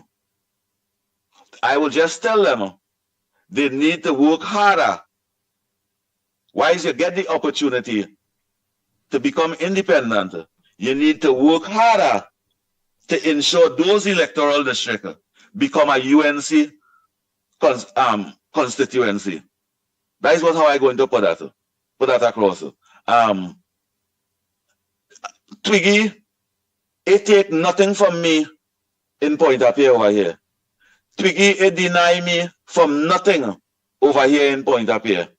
My opportunity must come from Point of Pierre. I have somebody here to represent me in a UNC MP, Hansing Narayan Singh, to represent me here in Point of Pierre. Twiggy, the Beatum, and all these places and them, they need a UNC MP to assist them and give them the opportunity because they live in PNM constituency. And I will give the government 10 out of 10 and tell the government too, the UNC government, to show interest into the PNM constituency, especially seeing about them UNC activists and them in the PNM constituency. Somebody need to do it. That is how they will get more votes and more votes and more votes. The UNC activists in the PNM areas and them, they just need to work harder to make sure that them seats and them become the UNC seats and them. I have no problem with Twiggy. Twiggy never take nothing from me. And the UNC activists and them who will fight down that, don't envy somebody else's opportunity. Correll, for your opportunity, and don't watch the opportunity somebody else gets. Work to get your opportunity. Say things to get your opportunity. Do things to get your opportunity. That is what you need. That is what all activists need to be doing. Andy Williams, we learned this a lot. We learned this a lot in 20-something years. We are part of this, and it's not a UNC activist or any activist or a human being. Any human being, once you believe he's a human being, you're not supposed to envy, especially when you all are brothers and sisters. You're not supposed to envy somebody's opportunity. Okay, so, take a page from the book. So you are saying Twiggy is the UNC activist brothers and sister. She's a UNC activist. All of them is UNC activists together. All of them is born and hard-working UNC. And those also get vexed with Twiggy because she's a UNC just like them. Well, for the past 5 years, I hear Twiggy calling radio station and applauding Kamala and condemning the PNM and saying that the UNC must win this election. The country voters must turn away from the PNM. I hear she saying that. And if ministers in the UNC hearing that and she associates herself with them, she go into the meetings and them see them in the meetings and them. I see she associated herself and she showing the work that she doing. And she gets the opportunity for the work that she do. That is, she set goals. She set goals and she get through with the opportunity. And we are applaud she for that. But the UNC activists and that it reached their destiny yet. I will still tell the ministers and them, seek the interest of the people them that put you over there. They set goals in life too. Just as Twiggy and many of the activists and them that set goals and get through. You need to see about the activists and them, MPs. Those activists and them don't have a UNC office, a MP, that they could go in them areas. They don't even have a UNC office in the BTAM. They don't have that. So that is why the UNC MPs and them that know the activists and them that work very hard for them, they had to show concern now. They had to show appreciation. And if you hear somebody UNC activists coming out and saying things. Don't get vexed. You're not entitled to get vexed with the people and with the activists and them. You're entitled. You have a constitutional responsibility, MPs, to listen to them.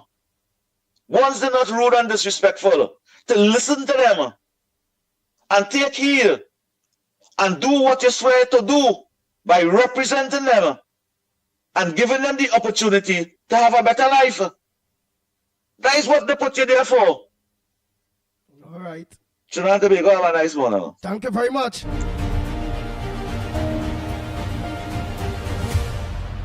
The Ground Report with Mikey K, Andy Williams, and Lennox Smith.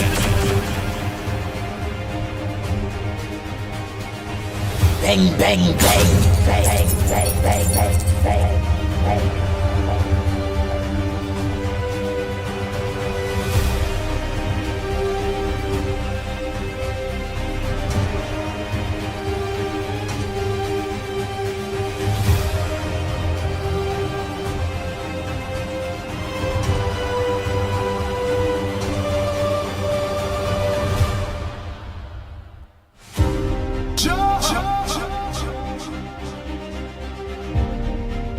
Go ahead, caller, you're live. What's your contribution on the Ground Report this morning? Oh, I need your call me back. That is nice. Go ahead. What's your contribution on the program this morning? No, what I was saying about that man who was beating the so-called bubbly on the fence. I don't see any reason for anybody to be too offended about that. He just make an idiot of himself. They should laugh it out because when Rowley and them shut down Petrotrain, they didn't beat no bubbly, you know. Petrotrain was providing a service. Europe and CPEP been providing us, they're draining the treasury. It was the one. Petrotrain was putting money in the treasury. And nobody really mashed up the place for that. Nobody put no bubbly and beat Esperance and Rowley. So leave them alone. The person they should go after, I feel, is just what we call Julia Davy. The control people, she people have not that fun. The stupid people who listen to she. Go, jump, deal with it. So watching that one as more inciting violence than the bubbly? Yeah. Okay. Yes, of course. You see it, you hearing it. The man just beating all bubbly. And the man just wanted some likes and things, so leave him alone. But I find for a big man, and he look like an ageable person, he is an example for young people. It's kind of distasteful. But I think maybe that is how he grew up, that is his mentality. He cares about that's my child. I know old people that tell you, have some patience, give the people a chance, you know. Old people will tell you that. And if anybody can't see what this government doing right now is compared to what the PNM did in 9 point how much years, there had to be really something wrong with these people. Something really wrong with these people. I heard a caller just talk about Twiggy.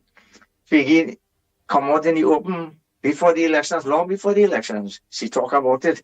She don't like what Rowley and them doing. She keep on talking. Every time you hear about Twiggy talk, she tell them they're going to lose the elections. She tell them they will lose the election, but she went and she's supporting the UNC. And look, she's supporting the UNC now. She get a little bit, you understand me? And I hear she on next interview or whatever she is do on she social media thing. She says she's going to get the school fixed. How is she going after? And believe it or not, knowing the Prime Minister that we have right now is a woman who have a lot of passion for children and education. So you know she's going to make sure that that school get fixed. Everything will be okay.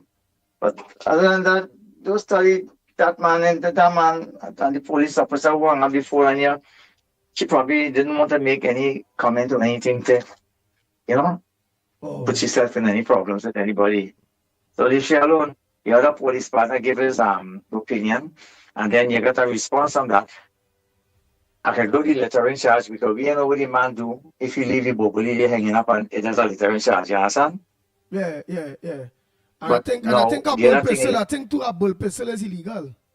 In real, as Kunchi say, as COP say. But again, in my book, I just watching that Good Friday, bubbly kind of bacchanal things first up. Yeah, that's all a small thing. But then again, you're in a state of emergency. It has certain, you have limits on what you can do. That's the point Kunji making. He's saying during a state of emergency, you can't do that. You can't hang up probably beating people or showing a form of thing outside the parliament, whatever. But again, it's called here and the police, some of police here and they ain't doing nothing. So obviously maybe wasn't doing nothing, and then this government not like the last one where a situation like that they go really lock up somebody. Compared to this government, just let the JS bray, let them just let them bray. Yes. But you see, they talk about secret and thing. Look at a popular radio host was collecting about $9,000 a month, and she never one day go on the job or what? She was some coordinator or something. We don't call nobody name. But then, who making money in CPAP? It's the workers and they're getting pittance. It's the contractors and them. No, and that's what the government going after. No, instead of them making the money. I think. No, instead of them making the money. I think. My personal view is to do like Farley. Let the government pay the CPAP workers. Let the government control the CPAP. No contractors not control it. And the CPAP will get, you see all the extra money them contractors getting, CPAP workers can get a little bit increase in their salary. Now, but watch me, between me and you, between me and you, I disagree with you 100% here. Why? In Trinidad here, if the government is to control that CPAP, it will end up IURP. It will end up bad. Real bad. Because now, whoever is the government foreman could organize and tell her, oh yeah, you gotta come to work today and sign the book for them and remember, nobody out there supervising that. You know? Always remember that. Compared to if it's private and it's a contractor running the CPAP, they now will enforce that the workers really come to work and the workers really do their work. Because if the worker don't come to work, they get less in their money. So they need the workers to come to work and work, be present, in order for them to get the whole package. The package. With all the workers coming to work, they can't get a package. And then it have a fields officer in the tail to make sure that the contractor do the work. Because the field officer now go pass and say, well, all right, yeah, you do this amount of work for the day, right? They really work, they really think, sign the book, and all that bacchanal thing will go on. But you know, it's government to government. I have no private in between there. Remember, I tell you, that going on mash up. Because CPAP at the end of the day, it's a very good program. CPAP at the end of the day was doing the work. It just have one or two little bubble within the CPAP.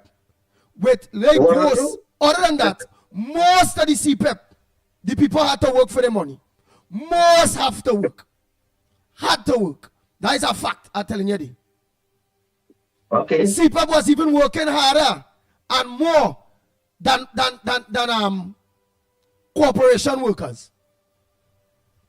Ask anybody, let me don't bring the politics in it, let me talk the truth. Lennox Smith, I see you there. A pleasant good morning to you. Was CPAP a bad thing, or was CPAP workers or contractors in the majority was doing their work? Remember, it was a bad thing, eh? No. Something wrong. Something wrong with your mic. Your mic and something good. Go ahead, call about the time. Yeah. And I agree with it. But don't put that government at all. All right, I can understand that too. But remember, these people who check on the contractors and he keep eating a food from the contractors, not even from home. The only way a contractor will make money is if they have 2, 3, 4 companies register. In this last dispensation, what a contractor was making is at 18,000 a month or 20,000 a month or so, you know. And then they still have to organize and deal with the workers and all the gas and the hose and the barrows and organize, have the accountants and all this bacchanal thing. When and who might be paying rent for some building somewhere to have an office and all them kind of thing. CPEP long time had money for contractors. PNM again always don't like poor people. Because most of the contractors is a poor average person. And PNM again don't like poor people. So what they do? The same hungry contractors and them, they cut them from 6 teams. Where they was getting like 30,000 when the month come. And cut them to 3 teams. Where only getting 18, 20,000 when the month come. That PNM, they don't like poor people to get nothing. So them contractors and them, they fighting up for nothing really, you know. For nothing really. Long time contractors used to make a little kakada. That's 6 teams. They're making a 30,000 when the month come. Right thing. Now, boy, that piano water down that boy. Are you hearing me better now? Yeah, we hear you better. And then when they want you to see people really used to be out there, you'll see them there 10 o'clock in the day. Not like the URP where you wouldn't see URP at all. CPEP really used to attend to schools. CPEP really used to send to community centers. CPEP really used to attend to the roads. Let me do mix it. Let me be talk the real. It just really reforming. Let reforming things are put in place. And the government of Trinidad and Tobago should start back the CPEP. It is a good. Them just work harder than the corporation workers and do more work, you know. Like facts, you know. Well then, judging from what you're saying, you don't agree with shutting down the CPEP? No. We can't do that. That is a good program, boy. What we can do is, if the country don't have no money, what we can do is they'll just cut down the amount of contractors. Because remember, it had 300 and something contractors. So they could just cut down some of the contractors, but they had to keep the program. The program is really a good program. I wouldn't lie to you. It is a good program. Not only that, it also had UNC people working CPEP, you know. Although it's a PNM contractor, but plenty plenty UNC activists and UNC people in UNC areas was working for the PNM contractor, and that was getting our bread and butter. We have to open it back because remember, we have no foreign investors coming in Trinidad. We ain't start let me say, a construction boom in building HEC houses and them kind of bacchanal thing. We ain't do, it have no work. These people was working, whether PNM supporters or UNC supporters too was working in it too. I agree with the reforming of the CPEP and all them things where it go. But by the meanwhile, we have to put it back there because UNC people have to live too. You understand? Yeah. And the job was provided not only, the contractors was PNM, but the workers was we people too. PNM people, yeah, PNM people, but it's we people too was working on the roads there. I agree when you say we people do. What I want to say is that the people who are working were Trinidadians. Yeah, was Trinidad and Tobagonians, yeah. And it's only fair. Those people sounding kind of, you know. All right, I agree. And the next thing is, where the URP was really a big ghost. The PNM had the URP for a whole 10 years ago. It wasn't on the road. Compared to the former government, URP still used to do box drains, this, that, all kind of thing. URP was out there. So the restructuring of URP, which they have to open, they will open back URP too. But after restructure it, right? And they will have to put when they come into supervision, serious supervision in place. Because that government they know. They know like a contractor controlling it, where he want to get you money, so he go make sure people come out and work. Compare with government to government and Trinidad and Tobago, about where we will jump up and say, man, is the government, boy, take a day, boy, don't come to work this week, we go sign the book for you. You got real corruption. You understand? So with the reform of the URP, I'm saying that the URP workers should come out for a 2 hours work, because the money is small. It's money really small, maybe about $800 a fortnight. That's small money, or 7 something or 8 something a fortnight. That's small money. So you can't go on the road and work for all day for that kind of stupid small money. Right? No, but what I'm saying is, the URP now will be based within the communities too. And they will have to have things in place to make sure have proper checkers and proper supervision.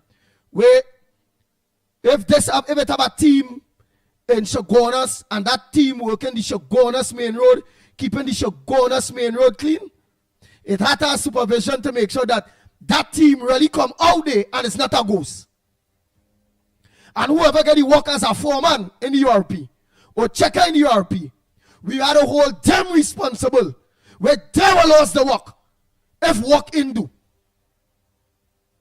That's how we go out to organize. But by the meanwhile, we have to put back the URP too. We had to put back the URP too. The URP had to go back. But it mustn't be ghosts. People must come out and do the work, but we had to put it back. By the meanwhile, because we all know before we win the government, this government, the former government, sent home a lot of people work-wise. It have a lot of unemployment. So we can't afford for some people to be not at least getting something when the month come or when the fortnight come. But what we want in exchange is work. Because URP come like dole. URP come like dole in America. Right? It's really something to get back the poor.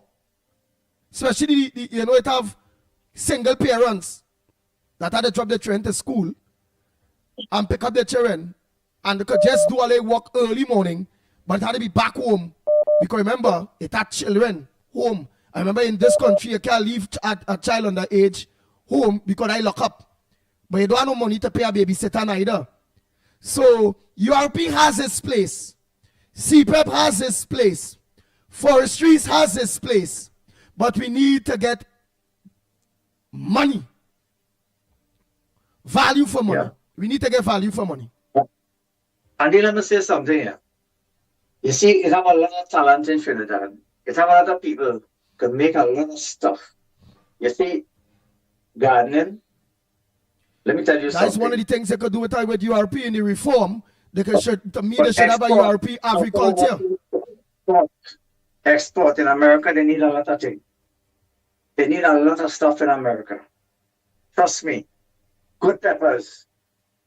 People should harvest good peppers. Follow the protocol, make sure it's proper.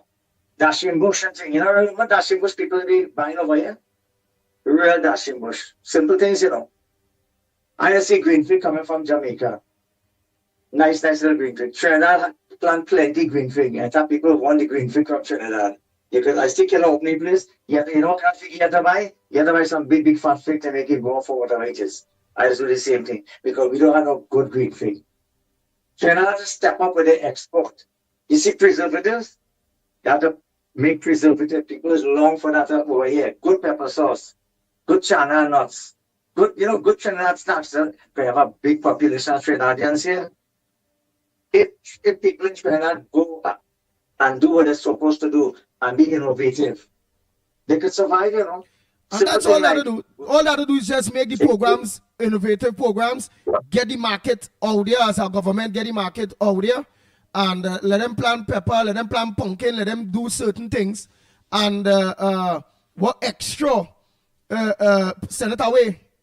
Flood the market with food. Yeah, make sure then not one little weevil must come in because it's very, very strict over here with regards to like insects and things. You can't bring green mango from Trinidad. You can never do that because I say the mango is some little beetle and stuff.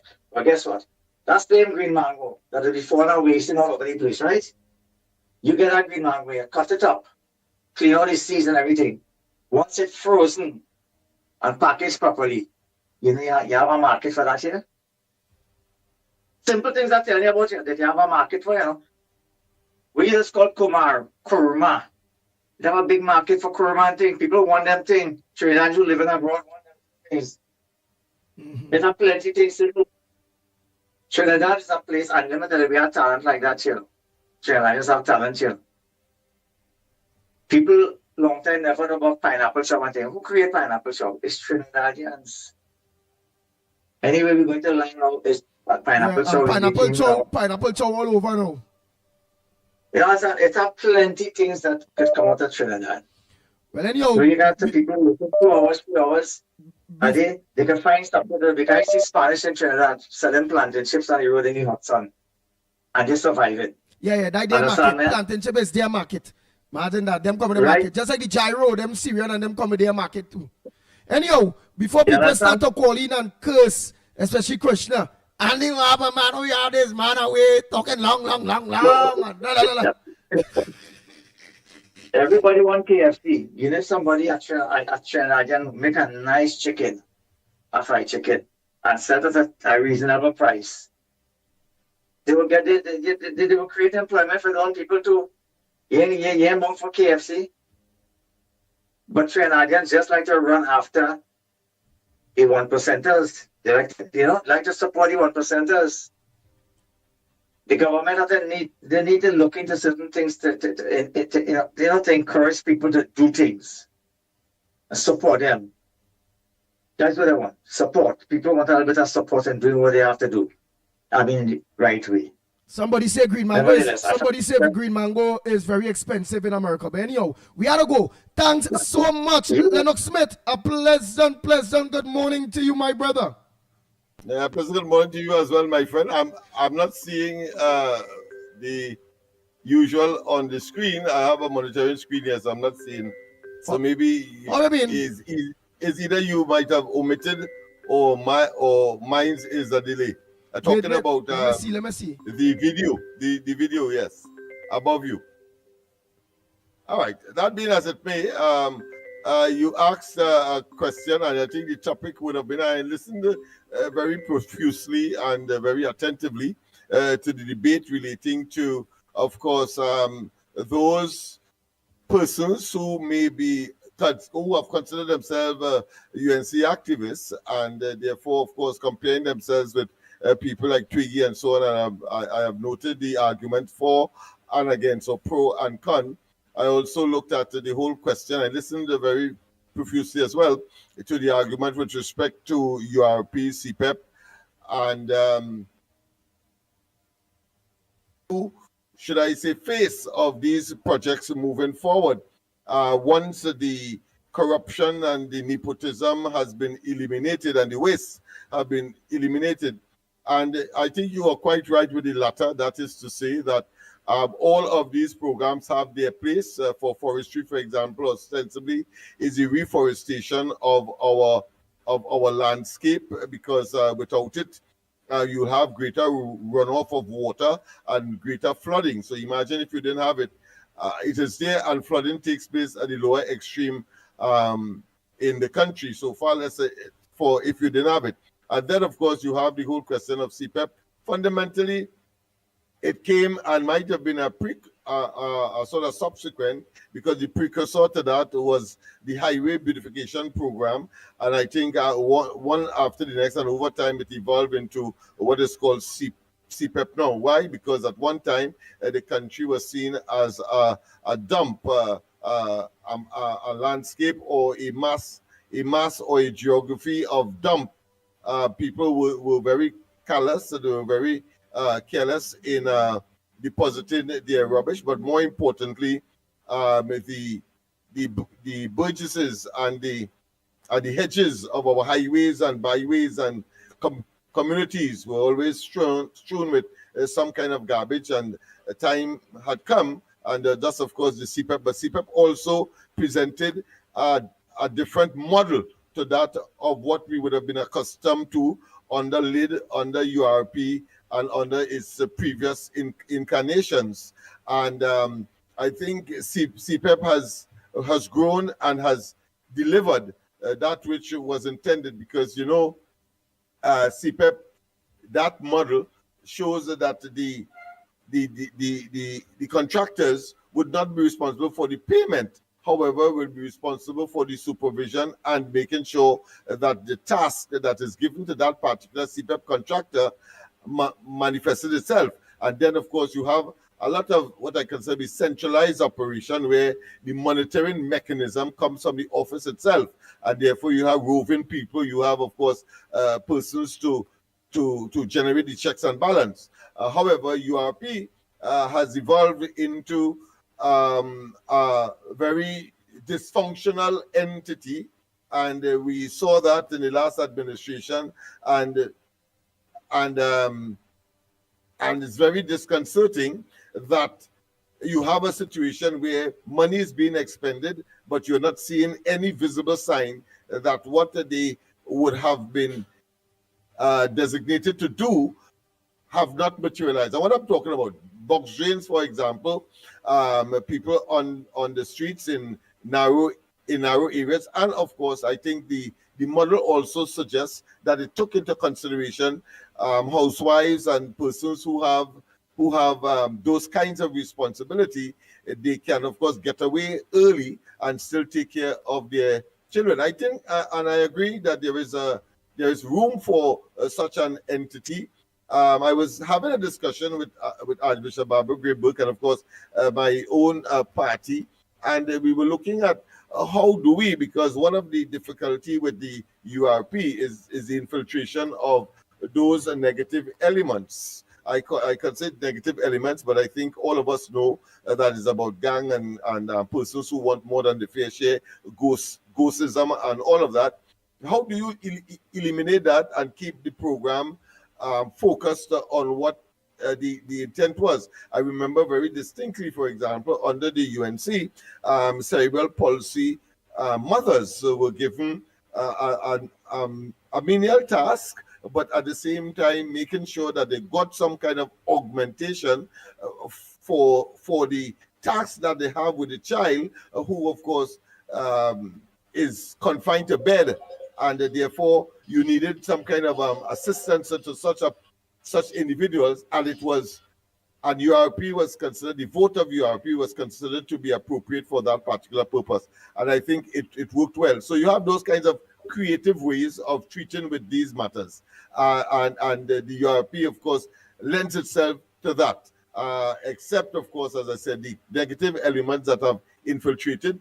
Well, things like agriculture, I agree that there should be a lot of the people should be deployed there, as well as I think, and that is what Archbishop Burke came up with, and I think is not something unique, but is to be revisited, and that is women in particular. You generate some training opportunity, so that at the end of it all, you use the state resources via URP to train these women in particular, and it could be men as well, but the women in particular focus here, because we have a lot of single parent mothers or that take care of the household, and in such circumstance, they are now able, if they acquire the particular skill, they can now, of course, enter into become entrepreneurs in their own right, businessmen, micro and middle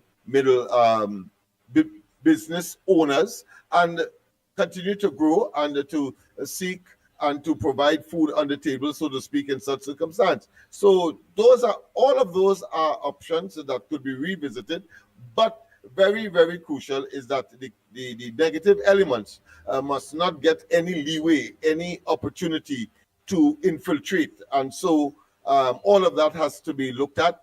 I have had some discussions with the program manager, for example, on those very issues. And of course, at the end of the day, as far as I am aware of, and it has been confirmed, that the Prime Minister ultimately will make the decision. It appears that in this particular case, she prefers to micromanage it to some extent, simply because of the negative outcome if it is allowed to continue in the way that it was, and therefore the crime situation will increase. The gang activities will continue. The gravitation to these kinds of should I say subterranean or negative conduct, which the society will not benefit from, because it has implications not just for domestic investment, but for international or foreign investment as well. Because when advisories come against Trinidad and Tobago in the metropolitan countries, whether it be United States, Canada, United Kingdom, they always say, don't go to Trinidad, but if you do go to places like Nelson Street and Laventille and so on. And of course, I was elated and very excited as well to see and to hear that there are people who are catching up with respect, of course, to the focus that you must place on communities like these, simply because it has repercussions for the entire society. Our image abroad, the way that people perceive Trinbagonians, and when violence and crime and of course terrorism and all of that is part and parcel of the information that comes from Trinidad into the minds of ordinary people in this country, that could make some kind of investment and therefore expand our economy, expand the GDP, generate employment opportunities, then we know that we are losing a very important component that could make life and the standard and quality of life in Trinidad and Tobago much better. So I'm glad that I think it was Tungi is his name, that mentioned that there should be some focus on these communities. As I've often said up to last night, that if you address the Laventil and the East Port of Spain, Beetham Sealets question, you really solve what is called blue-collar crime in Trinidad and Tobago. And that has always been so. That has always been my forte and my purpose for, of course, generating a different attitude, a different culture.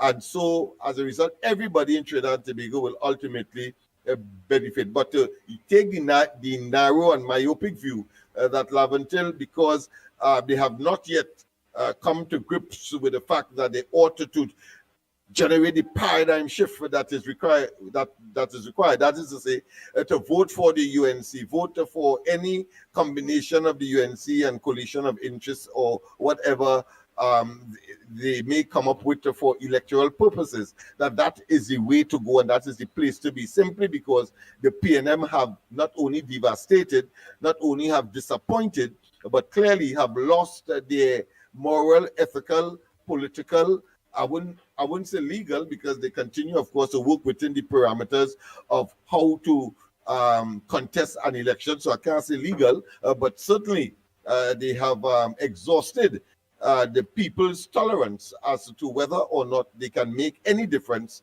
and for the development of areas such as this where they dominate, as is the case today.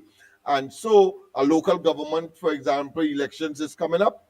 And because they still control electorally and by way of the electoral process and being representatives, both at the local and national level, and because Port of Spain, for example, the main city or the capital of Trinidad and Tobago, the main thoroughfare and the administrative and commercial center of Trinidad and Tobago, and the political as well, yes, because the parliament is situated there.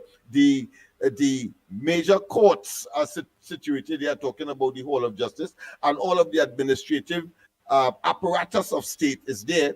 And then you have, of course, controlling politically the PNM at whatever level, whether it be at the national level or at the local government level. You could understand why they are so anxious to try to generate the disruption and so on. Imagine if the guy who, of course, plays that effigy of Pararat was living, let's say, in Guayari or Sangre Grande or Rima.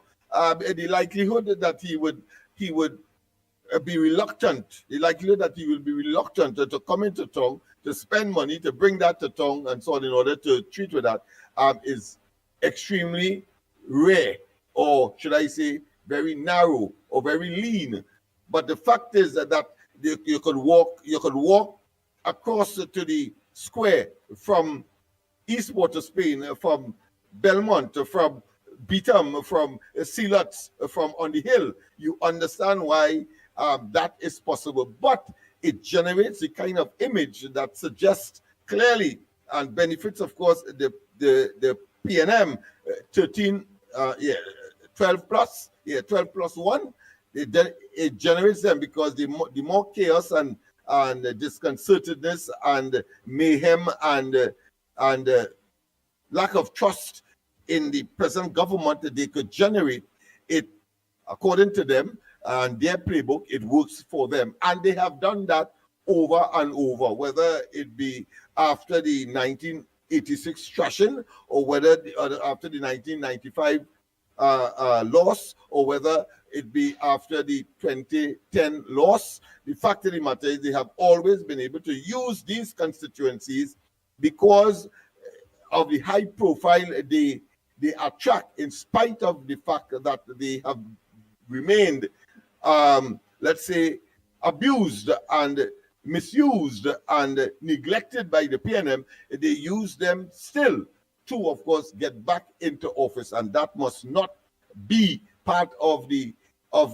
understanding that if it is that has to be used, then the present government must understand that and therefore take corrective or counter measures, and one of which is what, of course, the caller rightly said, that you have to generate a kind of paradigm that is not a paralysis, but a paradigm shift that will generate the consciousness among the population in these parts, so that they do and act in their best interest and see the PNM as a leadership, as a party for who and what they are. They only have to be reminded of what is Balize House today, a party that came into government stating that they were in the red of over $5 million, but within 9 years they were able to construct a monstrosity of steel, mortar, and brick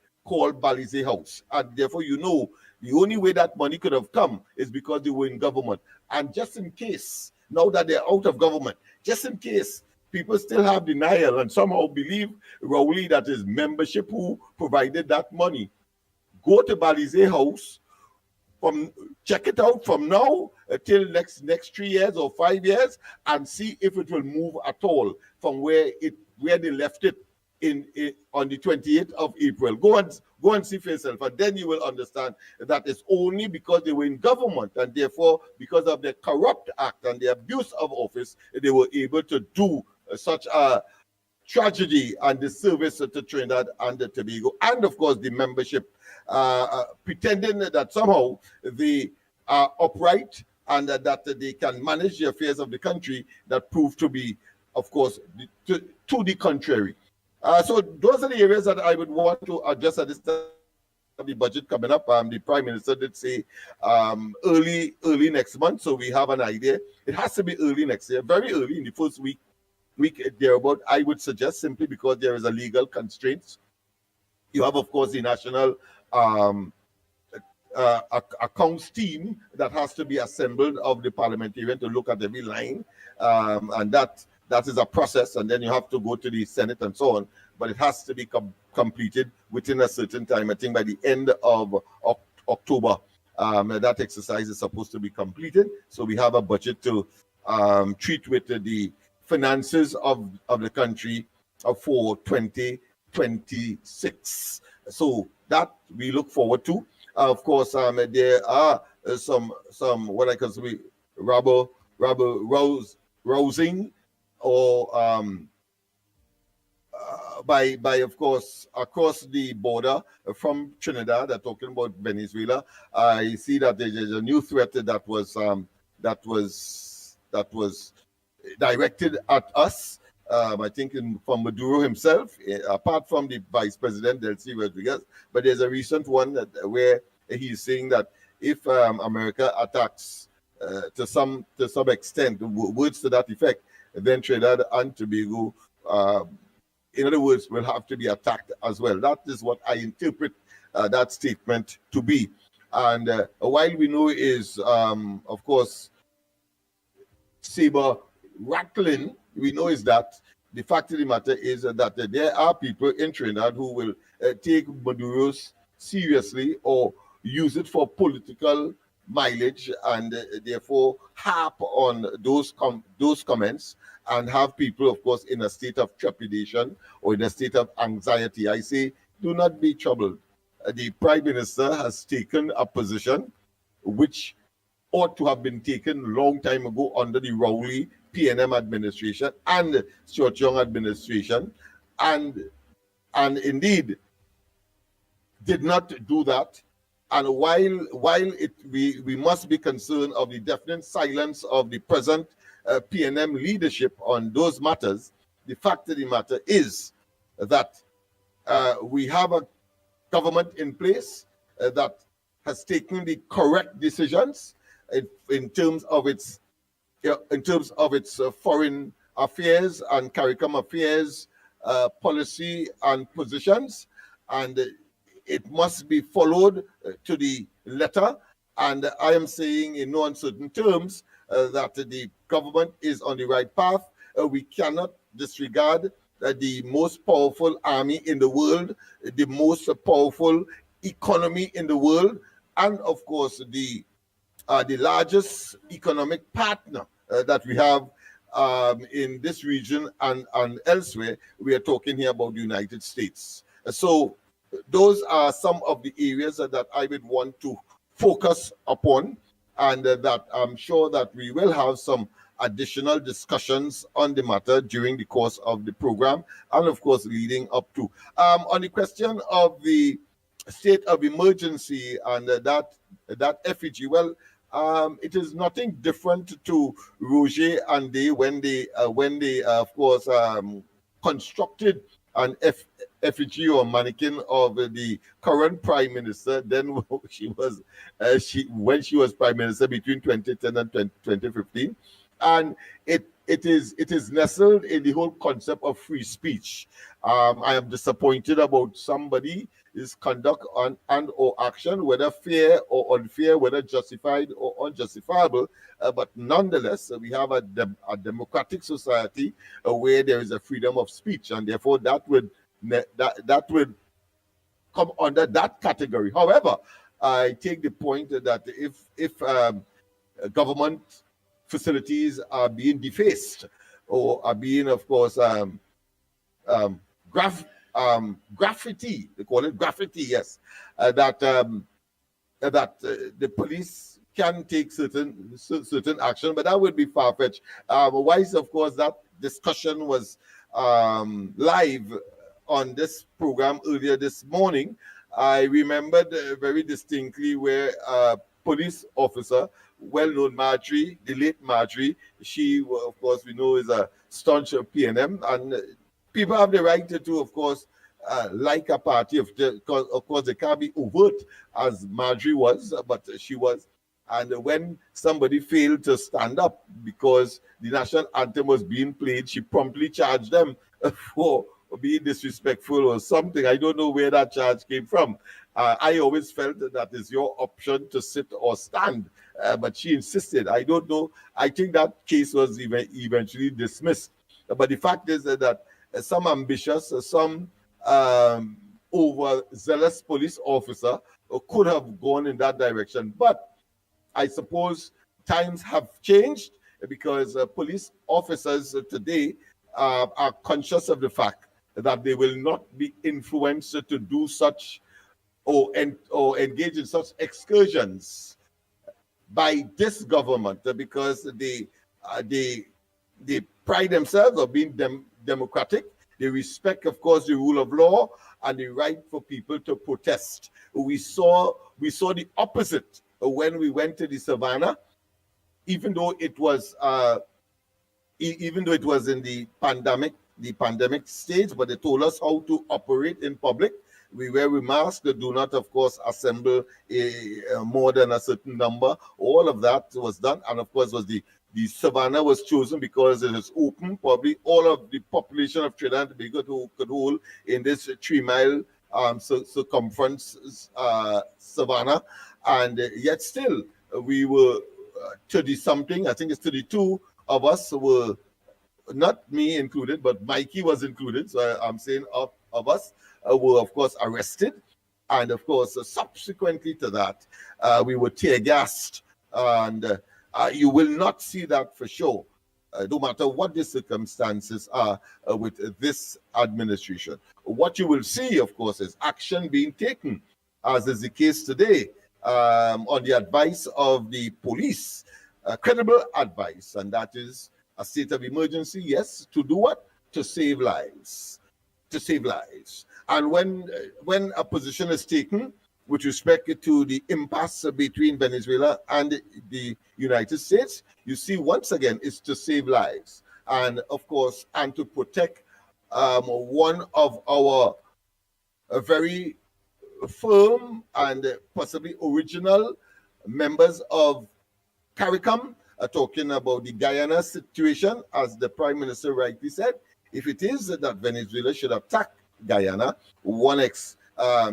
don't be surprised if she would permit staging point for the United States to counter and to repel that attack. I think that is clear as day. And one assumes as well that if it is that Venezuela should attack Trinidad, as it appears to be from the bellicose language that is emanating from Venezuela, one expects that a similar situation will take place. But I don't think Maduro is that mad. He could talk that, as he has spoken all the time. I see that he is attempting to appease the Americans now.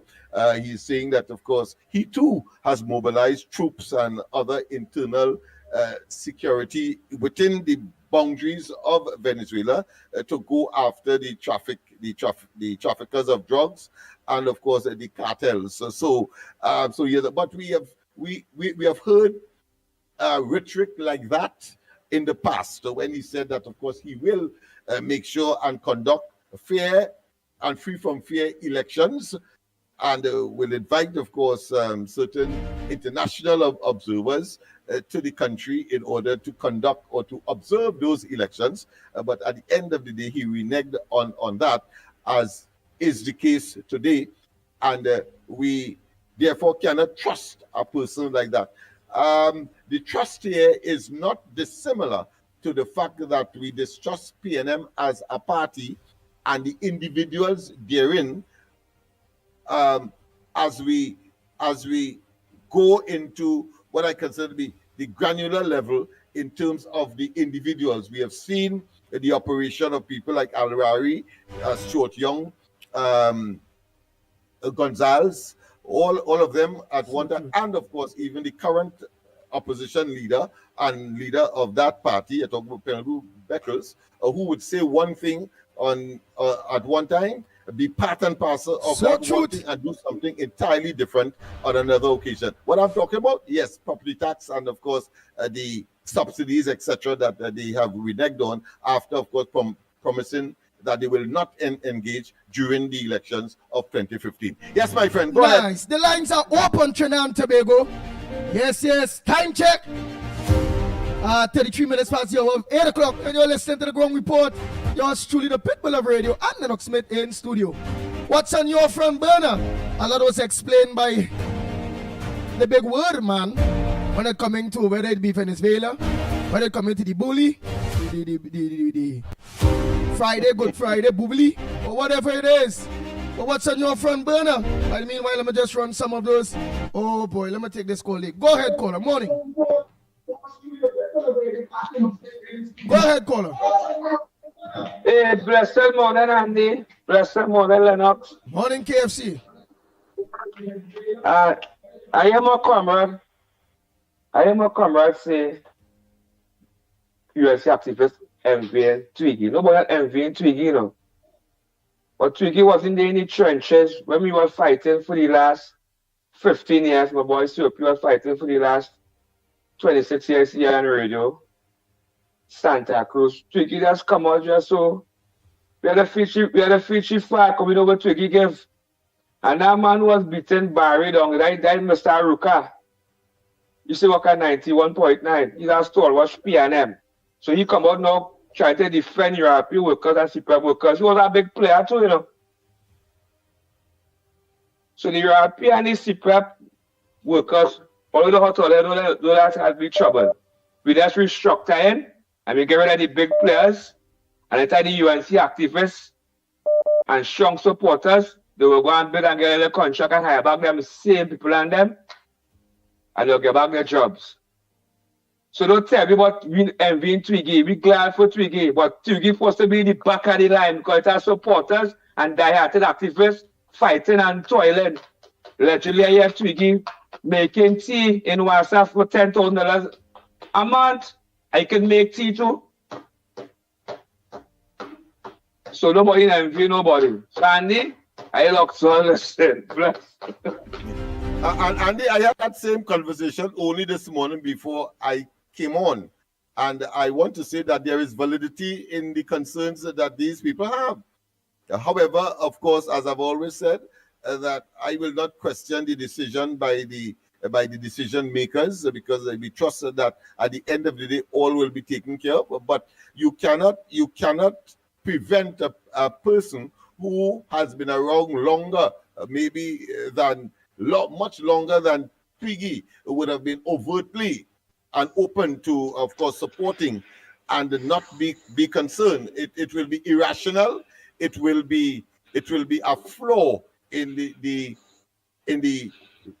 thinking of anybody not to go that route, particularly if they felt that they have been equally, if not more, dedicated and committed to the efforts that manifest itself on the 28th of April, when, of course, the UNC coalition of interest finally came into office after two decades or two series of drought, political drought I'm talking about.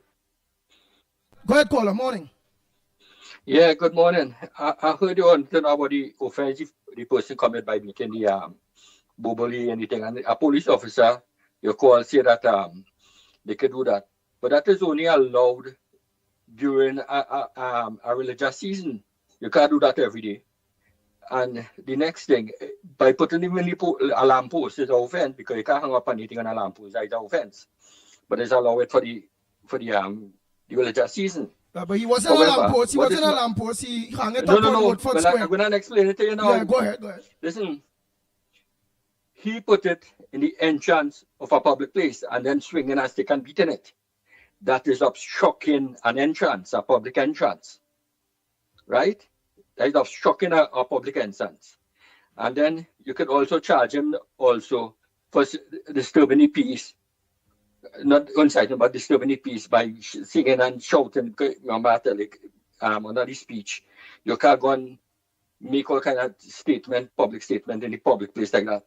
And if the police say he's not committing any offense, I dare somebody now to take a bubble of a sergeant or an inspector or a superintendent and go inside the station, which is a public place, and beat it.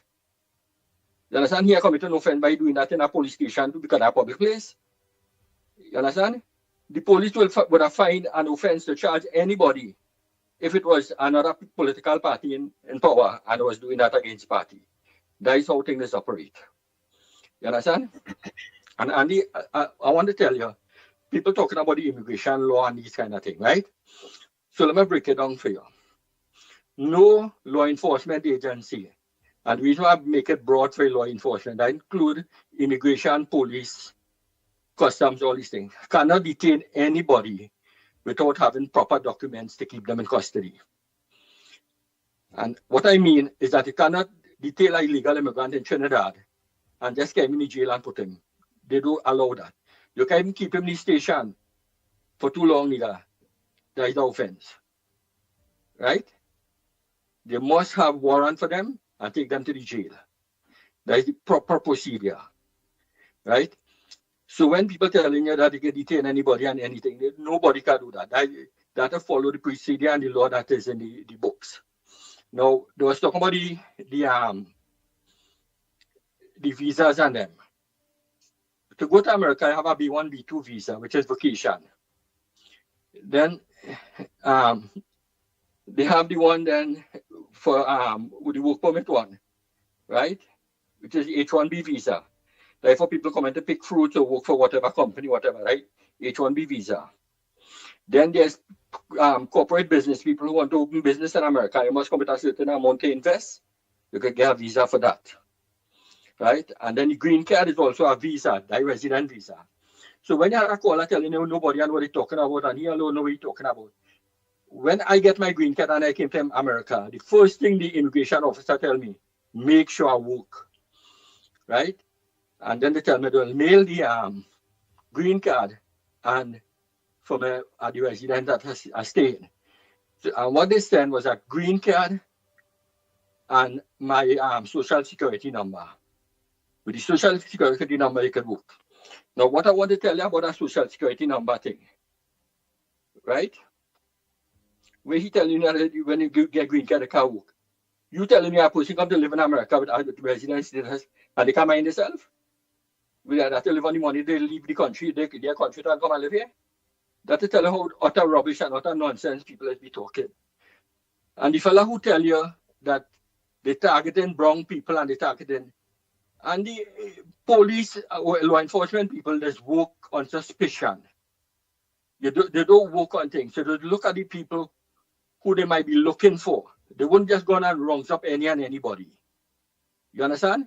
So these kind of things that people say and misleading people by saying these things. Right? And I could go on and tell you these things, but I try to break it down as simple as possible for you. You ever hear when Alan say that they're looking for a person of interest? They're a suspicious person. You understand? That is what it breaks down to. They work on suspicion. And if a crime committed in our office, you don't go and say, well, this one is a politician daughter, you can leave. That one is that one, you can leave. You treat everybody as a suspect. You investigate, and then you narrow it down to who would commit the offense. That is how investigation take place. You understand? So when people be talking, I don't know where they just get the information from. I don't know where they just get the thing from. But they're very misleading in some of the things they're saying. Thank you very much. Thank you. Oh boy, oh boy, oh boy. Well, I hear the officer there. Yes, but there's some nuances that one has to consider. For example, profiling. Profiling is a real tool in police operations, and you may not be 100%, but generally, based on the experience and the studies, you will know that a fella who wearing his pants below his bottom may be African.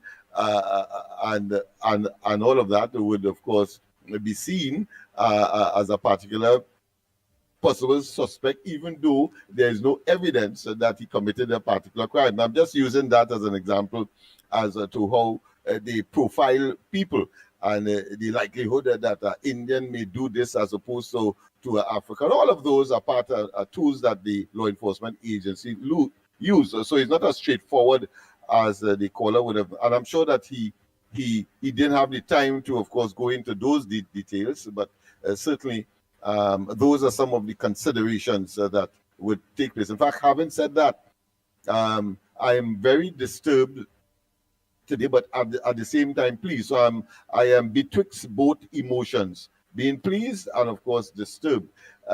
Over the weekend, we had a situation where larceny, two young men were held, one 15 years and one 16 years in one of those in a vehicle for robbery. And of course, when they check the address, both of them, of course, are underage clearly, may be or may not be in school, but the fact is that they're 15 and 16. And here the addresses are St. Paul Street and Laventil. There's the other good part that we want to mention. But if you have a call or you want to play something, go ahead. I'll pause and then I'll resume thereafter. All right. Oh boy, oh boy, oh boy. Where is Manning getting $125 million to buy OWP Commercial Center? An editorial by Soidath Prasad, editor. September 16th Privy Council judgment could drive nail in coffin to end alleged CLF liquidation bauble. Where is San Fernando East MP Brian Hayden Manning getting $125 million with which he has secretly offered to buy the commercial area at 1 Woodbrook Place? OWP? This is one of the burning questions that begs for a straightforward answer, especially now that the Privy Council has finally set September 16th as the date on which it will deliver its judgment on assessment of liquidator fees in the ongoing CL Financial, CLF, saga. 1 Woodbrook Place is owned by Home Construction Limited, HCL, which is a subsidiary of CL Financial, in liquidation. The impending Privy Council judgment will impact on the underlying issues of bauble, collusion, and dissipation and disposal of prime CL Financial, CLF, assets to family, friends, and financiers under the former PNM administration. The CLF saga involves $13 billion bailout loans provided by the government to two of its companies since 2009 to prevent systemic risk to the domestic and regional financial system.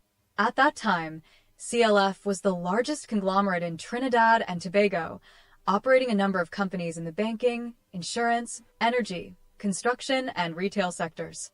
Its asset base has since been reduced from $100 billion to $20 billion owing to dissipation and disposal of assets under successive governments. A great irony is that the $13 billion loan has not been fully repaid despite the chopping off of $80 billion in value of CLF assets. The plundering of CLF assets took a turn for the worse following the September 2017 decision by former Minister of Finance Colm Imbert to file a High Court petition to wind up the conglomerate on behalf of the government as creditor. The High Court appointed joint liquidators from a single company for 8 months to complete the task of liquidating assets to pay off the government debt. It is now 8 years that the liquidator has been leeching of the CLF job by racking up recurring fees and expenses. In July 2020, the liquidator filed an application for approval of fees and expenses amounting to $24 million. The government objected and requested further information. The matter reached the Privy Council. The liquidation firm of Grant Thornton had appointed several liquidators on the CLF job in the ensuing years. Mark Byers is the current Grant Thornton liquidator tasked with the CLF mission. In the latest twist to the CLF saga, Byers has accepted Manning's secret offer of $125 million to buy the commercial area at OWP, which is less than half of a $312 million valuation on the said area. Notwithstanding the massive fire sale discount, questions surrounding Manning's source of funds, conflict of interest, collusion, misbehavior in public office, conspiracy to dissipate CLF asset, conspiracy to commit fraud, and conspiracy to launder money beg for straightforward answers. Byers was required to report to Manning during his tenure as minister in the Ministry of Finance under the previous regime. Manning's Steal of a Deal proposal was submitted by Shining World Capital Management Company Limited. According to records at the Registrar General Department in Trinidad and Tobago, Shining World Capital Management Company Limited is a shell company of which Manning is the sole beneficial owner. According to the company's annual return filed with the Registrar General on August 11, 2025, Shining World Capital Management Company Limited has a stated capital of just $1 TT. Another shell company with a similar name was also registered in the British Virgin Islands, BVI. Liquidator Byers resides in BVI. And Grant Thornton, the liquidator firm at which Byers is attached, also has a registered office in BVI. Brian Hayden Manning is the son of former Patrick Manning, deceased, under whose tenure the CLF bailout occurred in 2009. Hazel and Marie Manning, who had served as a cabinet minister under her prime minister husband, is the mother of Brian. She is also listed as a director and corporate secretary of Shining World Capital Management Company Limited.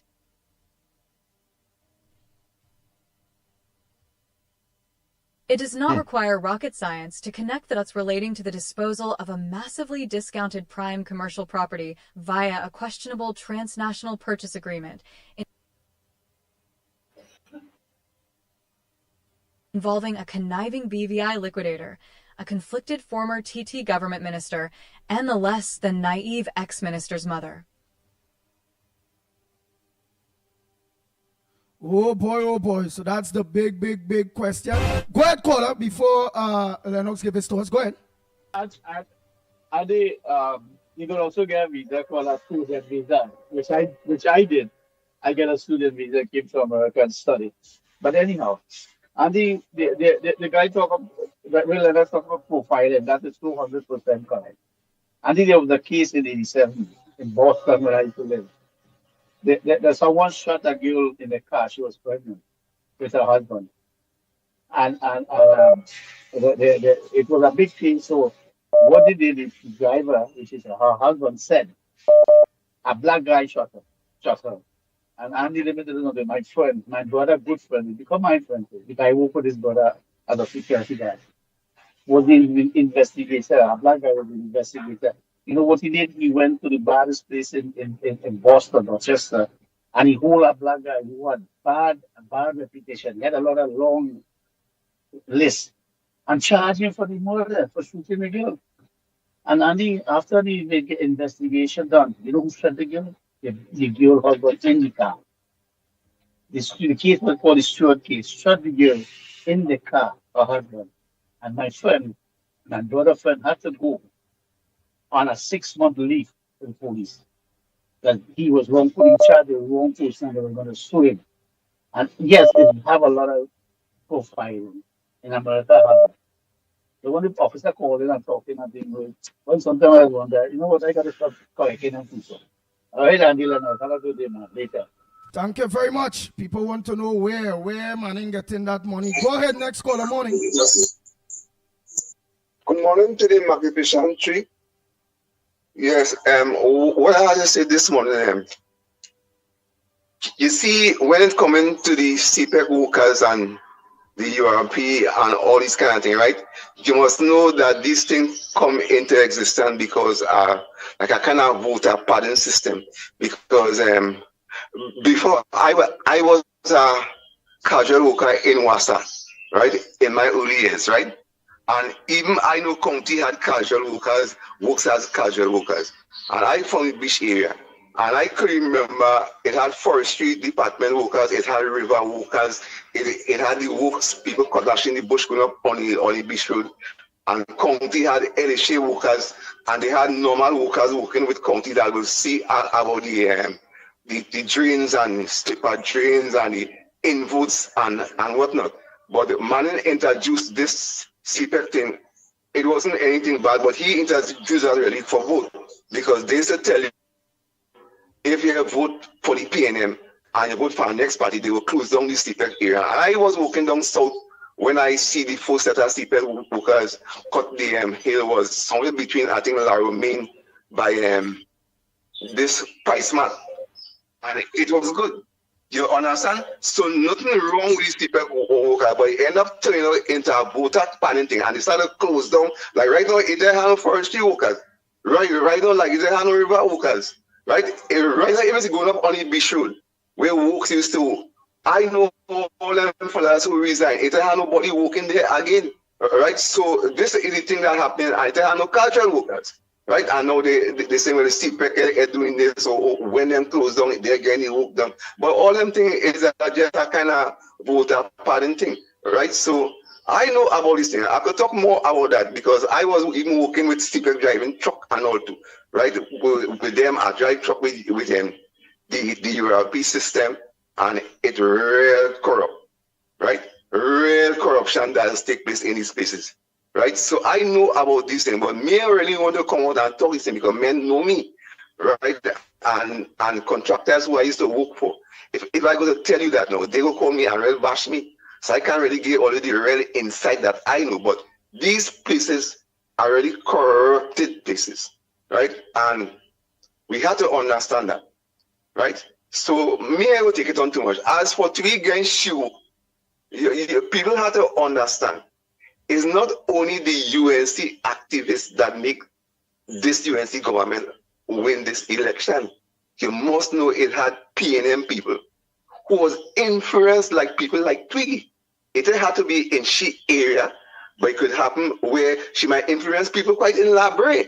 And according, because them no Twiggy, it's PNM, right? So sometimes you have to go that way because you have to hold on to these people. Because if we only study UNC activists, this UNC could find itself out of government in the next 5 years, you know. So we have to stretch we hand. You understand what I'm saying, Mr. Lennox? Right? We have to stretch we hand to those who didn't really support we fully. Personally, no, because you have to woo them in, right? And not to say UNC activists wouldn't get something, but we have to be wise in how we thinking too. That's why we have to leave it up to the hierarchy and them at the UNC to know what they're doing. Because if we go and do things on emotion, right, we could find ourselves out because Kamala didn't do too bad in 2010, and in 2015 they vote you out. Because so long the PNM people have vote, for the partnership with the UNC. It's out there going. So somewhere along the line, we had to have the olive branch too. Otherwise, we could find ourselves in trouble. So not only UNC active, with the UNC activists have to be strong to know that sometimes we have to just stand on the side a little bit to get what we really want. Because at the end of the day, the PNM going at we, in all kinds of form and fashion. Look at this Roman talking about we still get 20, right? And he's showing them kind of form. You have to understand how they're biting. So we, as UNC activists, must know we have to be stronger than that. And we have to give a little leverage to the PNM people to come in, because we can't push them out. As we push them out, you don't know. I'll go in, Andy. Thank you. All right, thank you very much. Wow. Yeah, well, I think that caller understands it well. That caller understands it well. Yes, when we said that you have to leave it up to the leadership, in spite of those realities that speaks very, what I consider to be, it appeared to them to be unjust. It appears to be that they are not being treated in the way that they expect. And that is why I made the point, and I'm glad that the caller followed up on it by leaving it up to the decision makers. But at the end of the day, one expects that all will be dealt with over time as the government or as the party remains in government, 1 term, 2 terms, 3 terms, and in perpetuity. Go ahead, caller, go ahead. Good morning to you again, Andy Williams, and good morning to you, Lennox Smith. Morning to you as well. Lennox Smith, I want to say, when the OWTU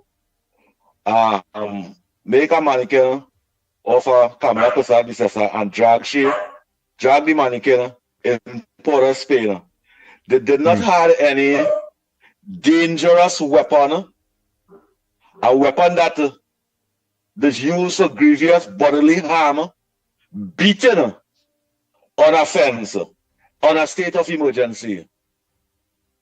It was not state of emergency when they did that protest, and that was within the law to protest on a public sidewalk or road or any kind of thing. All right, let me just intervene just shortly. It was very specific on the last state of emergency under the PNM, and in this one, that protest will not be part and parcel of the targeting of the state of emergency. I want to make it clear. That's why we were able to have an election in the way that we did, because that was eliminated from the protest. It's the same thing in this case. All right, just to make sure that we understand that. Go ahead. Yes, but in this case, that individual had a dangerous weapon that classified by law as a dangerous weapon, beaten on an object with the image of a government minister hanged on government property. That alone is littering. That alone is littering. And he was right not to give the media a name, but the police officers and them have a responsibility to see a citizen with a dangerous weapon on a state of emergency and stop and inquire what's taking place over here. And he had a right to identify himself with the police officers and them. Because I cannot take that and go by any government buildings and hang up something with a dangerous object, beating on the fencing, and say I have my rights to do that. It was not a piece of plastic or any kind of thing that he used. It was a dangerous weapon. And he even mentioned that we have bull pistol. And if they want bull pistol, we can give them bull pistol. A bull pistol is illegal in Trinidad and Tobago. And when somebody engaging in a protest that they say, and you mention that bull pistol, the police officers and them should have been over there trying to know what is your purpose over here, and you're supposed to identify yourself. I'll leave in that right there. I never mentioned that UNC activists jealous Twiggy. I say UNC activists should not jealous Twiggy, and I'm going to leave that right there. Going with the CPEP and the URP. CPEP, I'm supporting you 100%, Andy Williams. CPEP is a good program, is a great program, and they do wonderful jobs. But just we had disgusting contractors and them had that contract, and I'll tell you why. And disgusting PNM, because if the PNM so love the CPEP workers and them now, they give the disgusting contractor a 3 and 4 years contract. Why the contractor now then say, all right, to secure the worker's job, I will give you a 3 years contract so that nobody can interfere with all your jobs. Why they didn't do that? Why the PNM government didn't fight for the workers' rights and say, well, all right, because the CPEP contractors and them could work some money today and fire them tomorrow, you know? Why didn't secure the workers and them work and give them 3 years contract, which by the contractors and them cannot victimize them, cannot send them home, and cannot brutalize them, but they care about the workers and them? And how it is a CPEP contractor could have, not a CPEP contractor, a contractor that's working for CPEP company, how it is them could get CPEP contract operating 10 and 15 years now, and they may have branch across to any other contract. The CPEP workers and them obligated to the contractor, you know? And why the contractor did not secure the work on them and give them contract just as how them get contract so that they can be? Do you know that if a CPEP worker could get a 3 years contract from the employer, them could go to the bank and get $20,000 borrow? But if you don't have a contract, you can't get nothing from the bank borrow. Why the PLM didn't think about them things and secure the minimum wage workers? Why they didn't do that for the URP workers? You know, a URP worker can get a fortnight today, and the next fortnight they can fire you, and he come back because the foreman don't like him. He's a UNC and the foreman don't like him, or he's a PNM and the foreman don't like him. Why didn't they secure the works that way and give them 3 years contract? Say, no, well, look, when I get work in URP, cleaning the community, that is a 3 years contract that I working over there. If they ever fire me, well, they'll pay me for my contract. Just as how this CPEP contractor wants it now. All the CPEP contractor, all they know, all their children going to university and all these places. You didn't know the petroleum workers children was going to university too? You know the TNTech workers was going to university too? Over the 140,000 people that get fired under the PNM. You didn't know them children was going to university too? Well, let's stay quiet and watch the wrongdoing take place. Misconduct in public office. And any government ministry not draining the economy and leaving the citizen broken. What we want a ministry like that for? If you renovating your home, the government said they're not closing it down, they want to restructure it. You want to renovate your home, but you want to keep your couch and your stove, everything in the house. Why is it changing the floor? You have to put everything outside and renovate the home and then put back everything inside. Trinidad and Tobago, have a nice morning.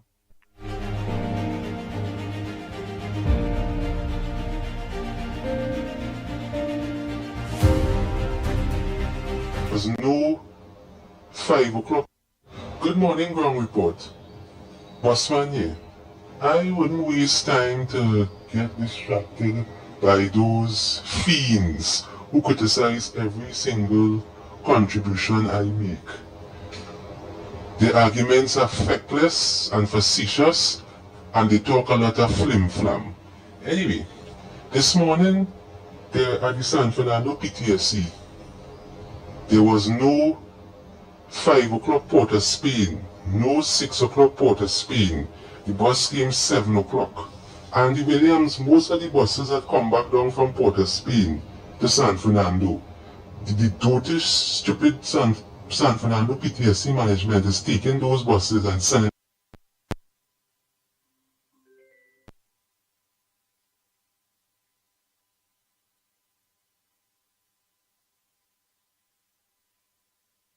them UE because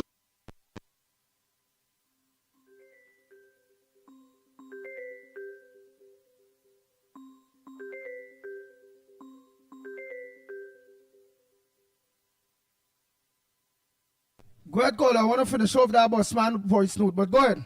Morning.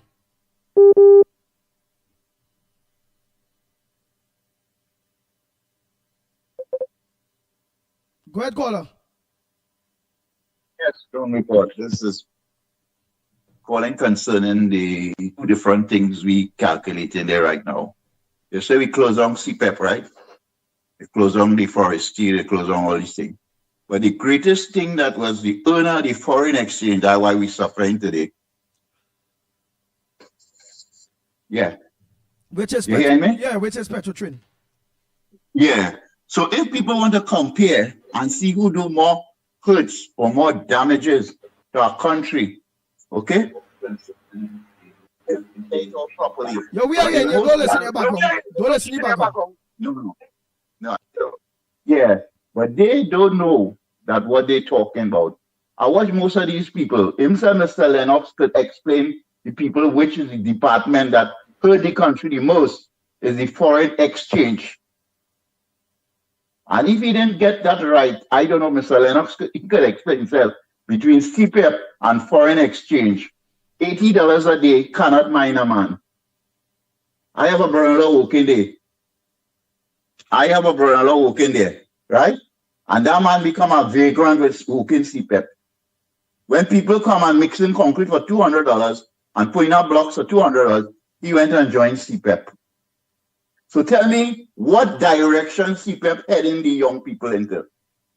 We must think what we're saying. People is very uneducated in Trinidad, and I'm getting to realize it more and more every day. If a man could close on the oil field and mine goat, he put milk in front of foreign exchange. You understand? That is the kind of brain these fellas have, and they're giving here a country to run. It don't work like that. Foreign is more valuable than cutting grass. That is not marijuana we cutting to sell. That is grass side the road. A man clean in front of the place, you have a business place there, 200 feet in front of the property, you have to clean it. You cannot say, well, the government had to spend $1.4 billion. We know that people, that $80 is plenty for them. It's plenty for them.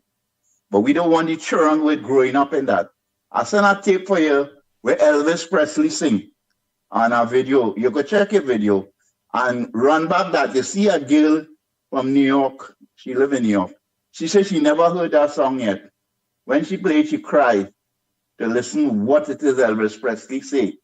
He was not a racist, but he said it have white ghetto and it have black ghetto. It have Indian ghetto in Trinidad, it have African ghettos. I have a brother-in-law, which is an Indian. He worse than, I could tell you, he should barely live in Shantytown because I tell you the truth. He's an Indian and he don't think like an Indian. You know what he think like? He think like a drunkard. He figure, well, if he have enough time to drink, he could be a happier man. He don't have a wife, he don't have a child, and you don't have nothing. I had to go and build his house for him, help him fix his own house. With $80 a day, he can't do nothing. That is about a bottle of rum and sit down from in the morning to evening. For them to clean the hospital, for them to clean the sidewalk by the school, for them to clean the school, and add a little $50 or $100 more onto that. Take what I'm telling you. Take the people off of that CPEP and put the people who own the property, you cut your grass. You have a factory on the highway, you have to keep in front of your factory clean, 100 feet from the highway, because you're making millions, right? And put the people that they could have security, and if the children get a job, they could recommend the children to work in the school, to clean the school, the hospital, wherever have government business. We don't need them to go back to that. You know what Mr. Pandey do? He said, if every Indian go and cut cane, we won't have no more doctors. His father said when his father was thinking, sell the cow, sell everything, and send him England to be a lawyer. Now, we don't want everybody to be a lawyer or a doctor, but we want them to be smart. And don't think that compare CPEP with the foreign exchange is a great difference. We want to develop the people's brain. They mustn't work for $100 a day. They have to work for $250 a day. Take what I'm telling you. Give them security jobs. Mr. Lennox, I've seen you shaking your head there. I don't talk from my bottom of my heart. I talk from my brain. And this is what happened. People only looking at CPEP. That is a syndrome. You got to get them out. When the cane factory closed down, I was glad, you know why? My grandchildren can go and cut cane. You think they could go and cut cane? They who want cane, buy cane. But you want the whole country, they close down the cane factory, Manning close it down. There was fortune tellers. They could have seen where we need doctors, we need lawyers, we need engineers, we need people to build school, roads. Why we have must put them to cut cane? We are stupid people? No. Take the people, don't fight for the CPEP too much. Fight for them to get a better job in the hospital, to clean the hospital. That will suck up in 1 week time, all them people will, and they will look for more money, and they could go to the bank and have a bank card, and they could open an account and get a loan. And the children now could join the job in the hospital, because they could go and tell the neighbor, you know, my son working in hospital. What they would tell him? He working CPEP. CPEP degrade my brother-in-law down to a vagrant. You don't shave, you don't bathe. And every CPEP worker, when they get a little chance, you see them at a rum shop, they want this tall, dirty boots and a green outfit. You could recognize them. Nobody want them to clean the yard again because they let down the prestige. My father was not educated fella, you know, when they came from India. You know. And people who come from Africa, they wasn't educated. You know why? They had sense. They built all the houses in Trinidad. My neighbors are some St. Vincent small about. And all the houses, you see, they own. It's them young people mashing it up. They don't even know how to paint a wall. It's lucky the old people. You see all them houses in East-West Corridor there? None of them bitch and build a house. And sorry to disrespect your station. It's the old people who didn't have no education build that. And we wanted to go back that way. I used to be in Laventille. My aunt grew up in Laventille. My aunt married a fellow from Laventille. And we don't talk no race. We don't know what is race. But if they stop the race and put these people to work in the hospital, all different places, don't fight for the negative. It don't work. When Pandey say, my grandson can't go and cut cane, he was right. He was right. If he did keep the cane field working, we're not one shit in Trinidad. I'm telling you. Close it down. We don't need sugar. Let everybody own the factory, and they have 100 feet in front of the factory, 300 feet. Cut the cut the grass. And let the people who work in CPEP get good jobs in the hospital, in cleaning the airport, doing work so they could say people, boy, are working in the airport, are working in the hospital, are working in the school. That way we want people to say, CPEP is one of the things I see destroy my brother. The man don't shave, he don't bathe. Watch all these CPEP workers, and you'll get 10 out of 100 bathing. I'm telling you. I see where they destroy a whole neighborhood with that. I don't think it's the CPEP. I don't think it's the CPEP destroy your brother. I think your brother destroy himself because it have people that work CPEP that send the children to school. I speak to them as an Indian. As an Indian, and that man didn't want to mix concrete for $200 a day. I had concrete to mix for $250 a day. I know he tell me, you won't kill me out of it. But he body tuned to work 2 hours a day. You know what tune mean? It come like he designed himself to only work 2 hours a day. And the $80 come like $200 to him when he calculate the hours he put in. But would you blame So he CPEP? cannot buy a tire for a car. Huh? Yeah, but would you blame CPEP for that when I know it have CPEP? No, I don't blame CPEP for that. Huh? Like I blame the cane field. I blame the cane field, you know why? All the people that be working cane field still. Because that was a tradition of the Indian people. My grandson had to go in the cane field and cut cane. My father said, you know what? He sent his son to study. And that is what we need to do. Talk out the truth and let the people know to come out of that kind of syndrome. We want people to be bright. Because when their children grow up, they could say, oh, look, I carry my son in the hospital, you get a work in the hospital. You go in the school, you get a work. You work in the airport, clean in the airport. Big name, no, man. Big name. We don't know no name to carry it down. That brother I was talking about there, I see he come from the top to the bottom, you know. And his mentality was, I only work 2 hours, you know. And I get paid. But he ain't checking, he getting $80 to $250, you know. You understand? He can't own a car. He can't do nothing. I agree. He can't say about a stove, he don't have a stove. That man cooking, I don't even sell melody. He cooking on a stone, 3 stone. Indian are talking about, you know. I ain't talking about no other race, man. Indian is my race. He become a dunce, the good things. The man don't buy it, they don't buy soap. Well, all right, partner. All right, thanks for your contribution. I seriously bad experience this fella. Yeah, real bad experience. But you can't blame CPEP for that. But there is credence. No, we're not blaming CPEP for that. In East Port of Spain, there is an argument where people, as he rightly said, you're getting in a private capacity, you're getting 2 something, and you prefer to go and work for $100. Why? Because the work ethics and the ease with which you are getting it, some human beings gravitate to that. But of course, at the end of the day, you are underpaid. It is underemployment because you could be used, your skill could be used elsewhere. So that is one of the downsides of that. Thank God all are not like that. And therefore, one could still say that it has, on the other hand, has brought some benefits to others as opposed to scenarios like that. Better people why not to call her work CPEP. Just a 1 quick minute, 1 quick minute. Yeah, right, but 1 quick minute caller. But I know people who will work CPEP and from the CPEP work go to our next job and send the children to college and all them things. Send the children to school. Yeah, you hear what I say? So it's both sides. And on the other hand, I want to tell him as well that right now we need assurance. I understand the cultural and psychological concern that his parents and the four parents would have had.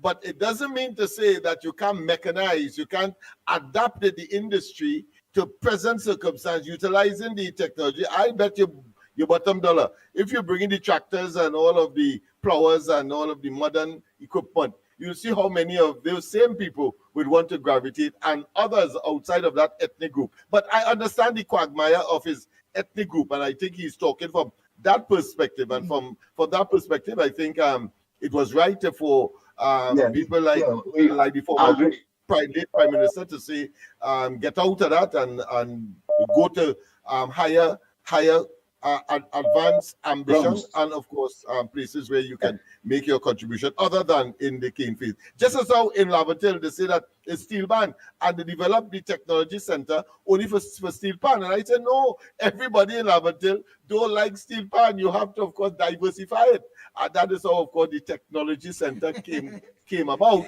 because the then government wanted to be focused on steel pan alone. Lennox. Or steel pan alone. Look at gentlemen one of these, Lennox, what I want to see,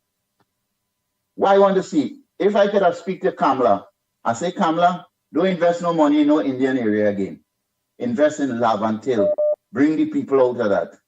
Because open Kentucky, not Kentucky, we want we local chicken, Jenny's chicken. We want all we local stuff inside of there. We want a big place by the local there. We want to level down there. We want to put your own movie town there. Let the money circulate inside of that area there. You will see how people will get rich. But you can't bring money downtown to circulate. You're not getting rich. You're going to give these fellas to get rich. We have the Jenny's chicken, all different kind of West Indian food.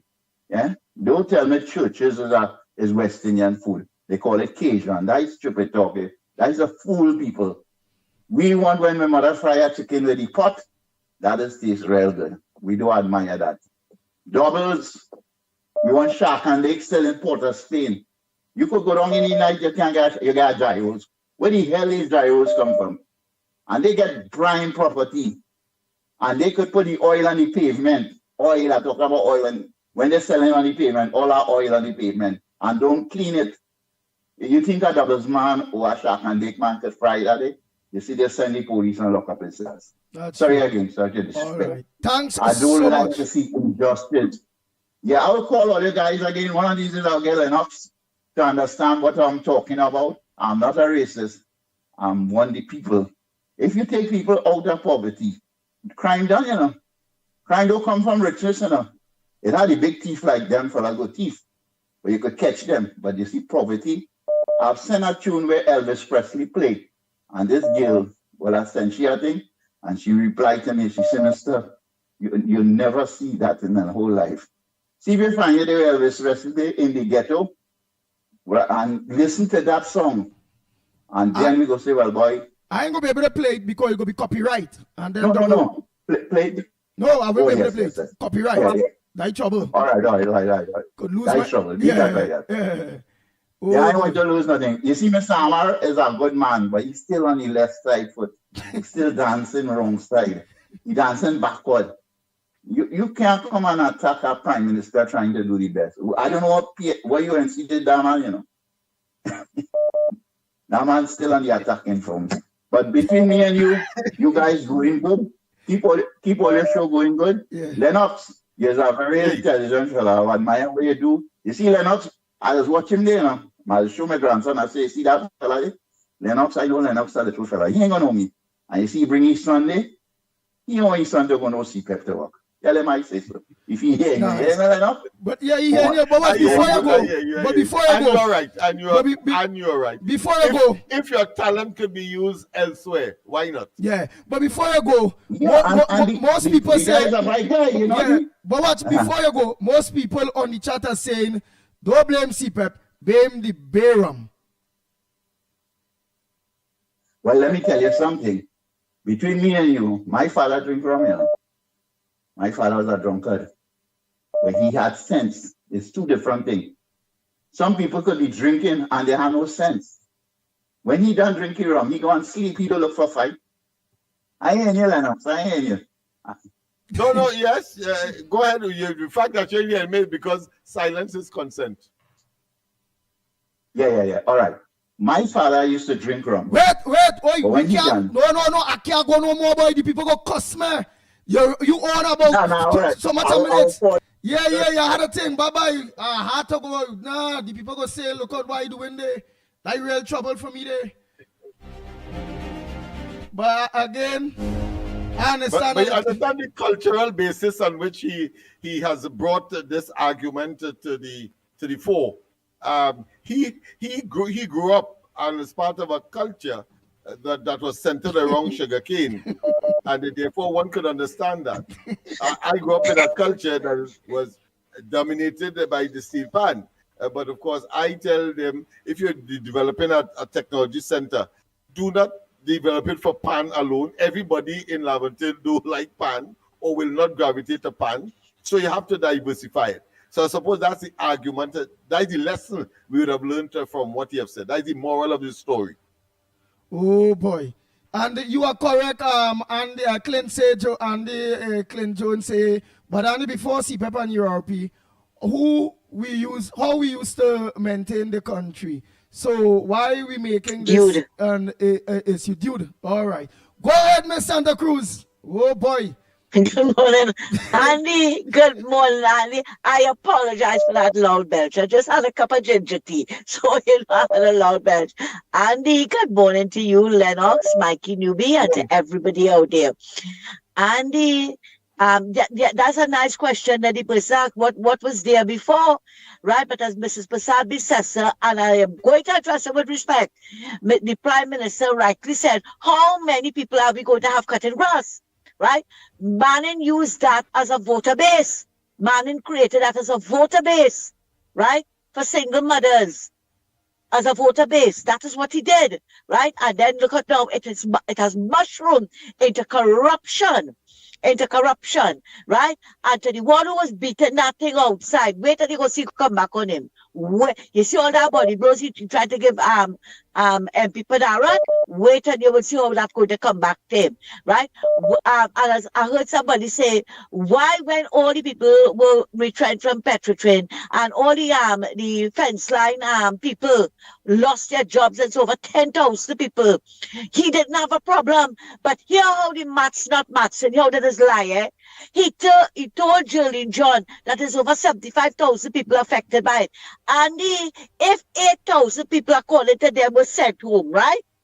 And each one has, according to him, has a husband and maybe 2 children or whatever. How that fits 75,000? PNM maths, no maths, you know. No wonder there's ghosts in the program. But Ember didn't see them ghosts, you know. Ember saw the ghosts who were eating the food in live sport. But he didn't see the ghosts in URP and CPEP. No, they don't see that. And I don't know if you remember, I'm sure Lennox would remember.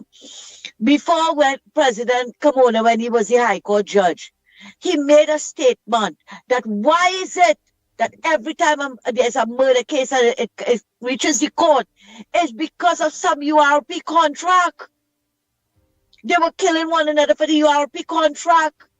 And I distinctly remember this man, I think it's Ralston Nelson, from one of the small islands, when he was talking about URP gangs, and he made reference to us, don't let it be like Trinidad and Tobago. The man said it. So everybody know what was going on in URP, and he coming to beat Barry, right? Because they shut down the program to restructure it and to clean it up. Something really wrong with all of them, but it's amazing when all the workers of ArcelorMittal and all of them were going home. You know why they were not saying anything? Because they were benefiting from it. They didn't care. Hush them out and go. You remember when some of them stormed the offices and tell them, go, it's we time now? They chased them out of the office. They didn't wait for the contract to be up. But you see, we wouldn't do things like that. Beg pardon? No, you go ahead. We wasn't. Yeah, they chased them out. They stormed the offices, right? Now, next thing, Andy, I heard right because I was in the kitchen, and you played a tape with Penny where she say they're not giving young people job, but they're giving old people job. That's what she said. Yeah. Penny says so. She says I'll set up old people. Penny, now no shame. Penny forget the 90-year-old man Neil Wilson, who was sitting on the board with Sandals, together with Motley and them 90 years Neil Wilson. He forgot what about this man, the Petrotrain man and all of them. And then he threw the money, Malcolm Jones and all of them. They were young. But I want to ask Penny, oh God, I don't know why somebody don't put Penny to sit down and tell her to hush. Every time she opens her mouth, she's sounding really, really illiterate. You coming to ask about the Civilian Conservation Corps. But Wayne Sturge told us, MP Wayne Sturge told us why they had to close it. Because nobody would join it. I want Penny to ask us, tell us how many people joined in the last year or so before the elections.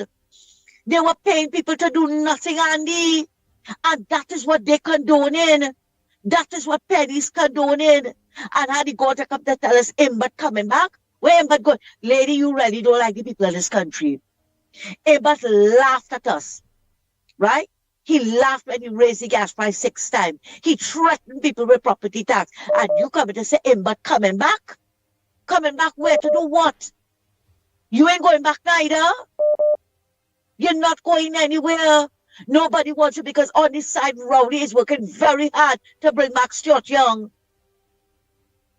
And they're going to do just like with the 9/11.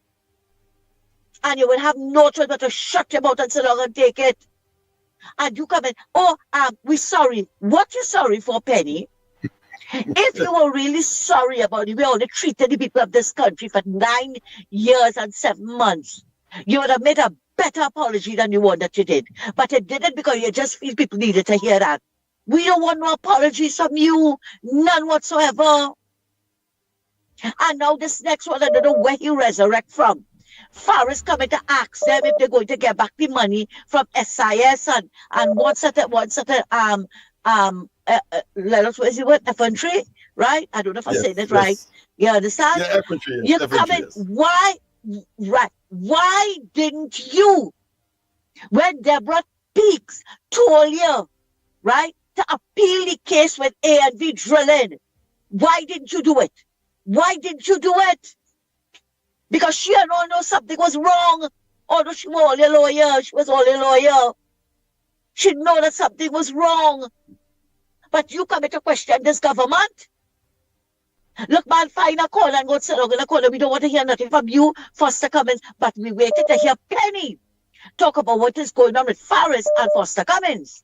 That is what we're waiting for. I don't know that they feel when you see they're in government, they don't care about anybody. But once they hit the opposition, man, all the love and the support and everything they're showing people. But it is too little, too late. You all treated the people of this country bad. You all did not care. And worst of all, you, Penny, you played deaf, dumb, and blind. And now we're coming to play that you so care about people we do. It is, as I said, it is too little, too late. We don't want to hear from you. You can sit in a corner. You can bray how much you want. Nobody's listening to you. Nobody cares what you have to say. It's only your shell nuts. And what you're saying does not make sense. And Andy, before I leave, I want to tell all the naysayers, and I see somebody making a video saying to take away, I think I said it for you, to take away the mic from Mrs. Pasabi Sessa because she put in this government, this country in trouble. In what way? If she tell the Venezuelan government, Delcy and everybody, we have no row with you all. We have no intentions of fighting you all. How is that putting us in trouble? The woman stated everything clear, and Lennox could correct me if I am wrong, right? The lady stated everything very, very clearly. She ain't looking for no fight with nobody. It's all you want fight because you know they can't fight Trump.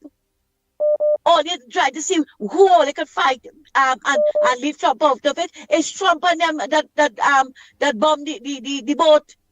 And this next one, Gary Aboud, talking about she should be taken before the Hague.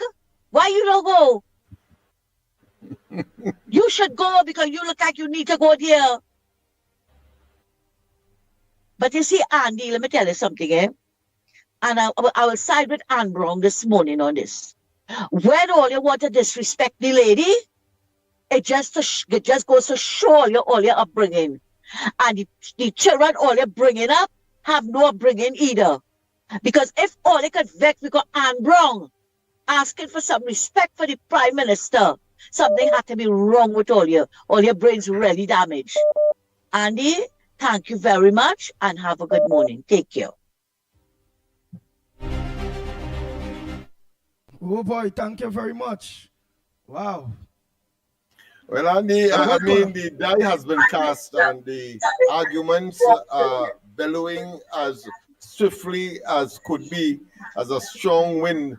And I want to say that, I've always been impressed. And that is why I love this program, because, you get so much knowledge across the board, not just we are the sole depository of information, but we get it from, of course, well-researched callers. And I suppose it's because of that reciprocity, that is to say that we challenge the callers to do their research and come, because if you do not, then you will be, of course, disabused the information that is, and the truth will eventually emerge. And I think that is what you're seeing here, because the level of hypocrisy of Penny and, of course, the former Minister of Finance in his birth, and, of course, the confession, yes, it is in itself hypocrisy. I think it is superficial, superfluous, and because they have a hole in the face called a mouth, and they have a larynx called, of course, a voice box,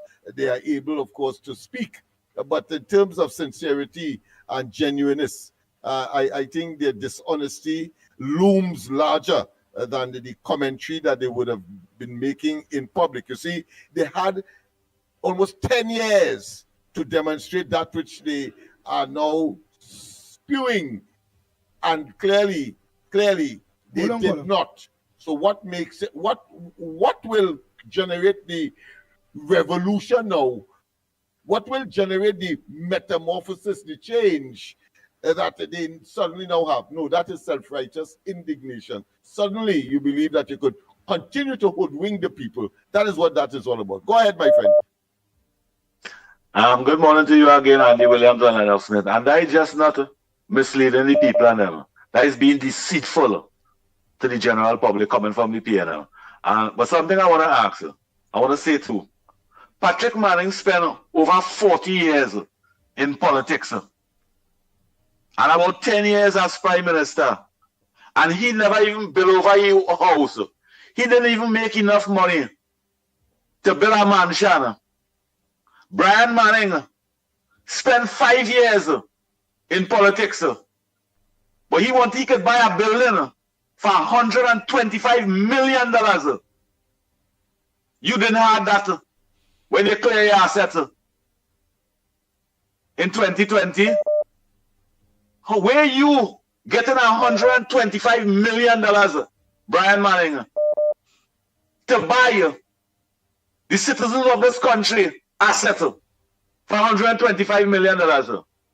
Even though you work for 100 years, drawing the salary as a junior minister of finance, you wouldn't make $125 million. You wouldn't make $125 million.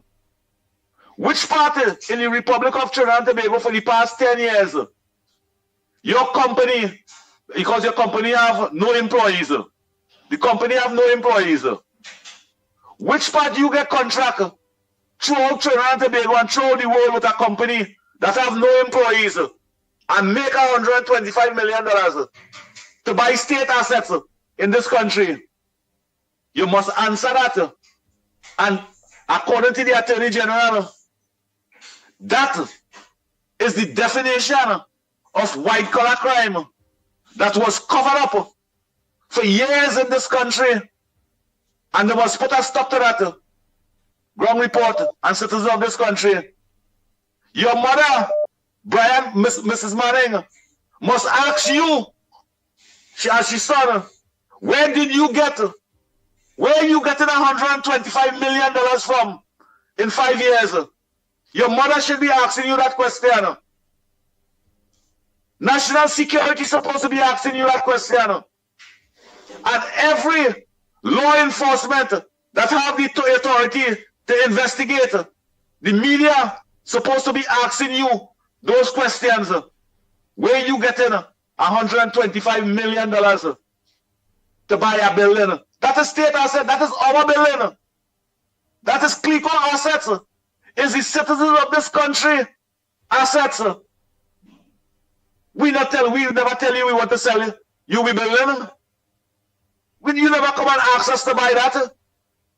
You must answer.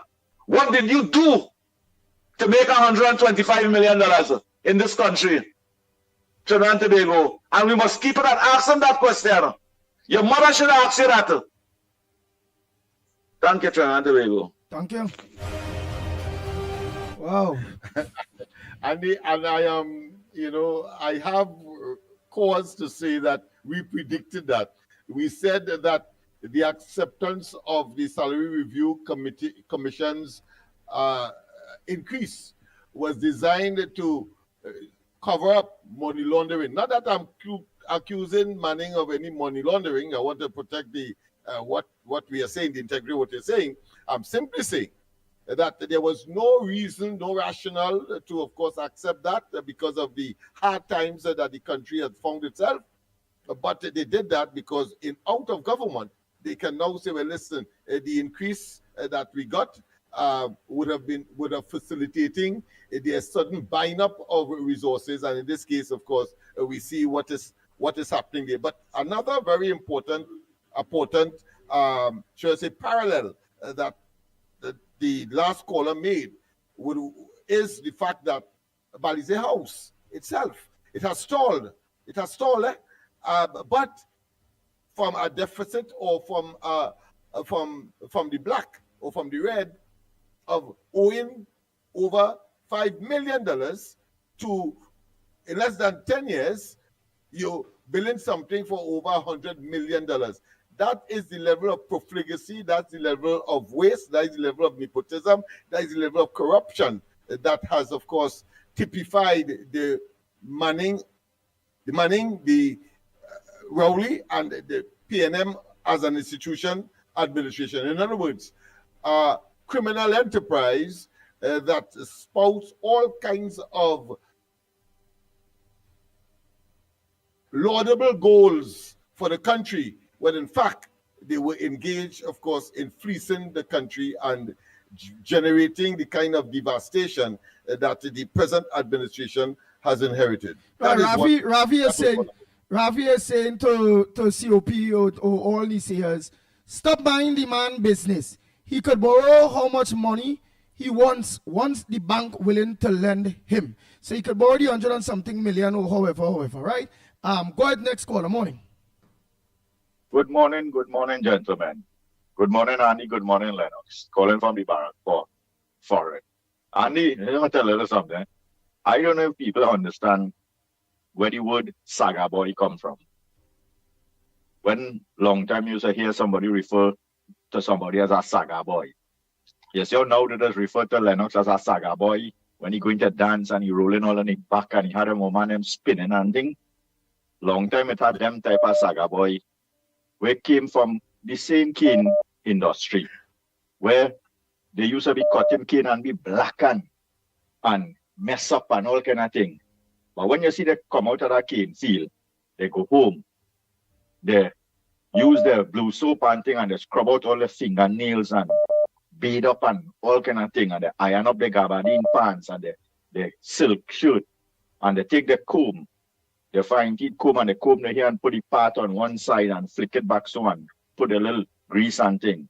And they spray up the little whatever little perfume and essence long time that essence and they walk out the road and go in the tongue and they stand up and they're watching the ladies who come to make market and thing. That's what they call Saga Boy. And they always look spick and span and top of the line. So you see CPEP, a man saying that how he brother had no ambition because of CPEP. It has nothing to do with CPEP. It's because he had no ambition. He could have been a doctor, he could have been a prime minister, he still wouldn't have been. He's a nasty locho. That's what we just call him. No ambition, he has no pride in himself. And if he want to bring himself to that condition, that is his business. Don't blame CPEP. I know plenty people who work in CPEP. When they finish on the rest down that waka and whatever and thing, they're looking real good in their house. And they're looking real good in the environment. So don't let it talk that cannot do this. A man who has ambition and lazy and nasty, that's his business. That has nothing to do. Don't label that CPEP. Secondly, there's wonder if people understand why it is the 1% going away with Trinidad and Tobago. The majority of the finances in Trinidad and Tobago. It's not only because of the PNM, it's because of the mentality of the people that allow their focus to be on the little things. And every minute, only talk about the little things while the 1% running away with the whole pie. We hold conversation for the last 2 to 3 months since UNC get in power was only CPEP, URP, CPEP, URP, CPEP, URP. Like a mother dog will lost hip hop. I'm not thinking that there's supposed to be bigger things we're supposed to be focusing. Trinidad and Tobago can survive on CPEP and URP. The country cannot survive on CPEP and URP. the same people who depending on CPAP and URP cannot survive on CPAP and URP. And unless we start to refocus ourselves, let me tell you something. Since this government came into office, which one of the ministers doing something wrong? If somebody could tell me which one of the ministers in this country doing something wrong, that's the enemy with calling and voicing my opinion on it. Every single thing that every one of these ministers them doing is trying to do the right thing for the people in Trinidad and Tobago. How people can understand that? But you see, we so accustomed supporting wrong and running on the little low-hanging fruits all over the place that we just quickly to get with attention diverted from what is the reality of what is taking place in the country. And when you're supposed to be thinking 10 years, 20 years, we thinking about tomorrow. We are seeing that we have a whole generation of children losing their way. And they would have to be the adults. You feel CPAP could be able to help them? CPAP would be, they wouldn't want to hear about CPAP. They wouldn't want to know about anything about URP. They want to be able to be sustainable. And we're not thinking about that. Some dotish idiot beating some effigy of saying that it's Barry Padara.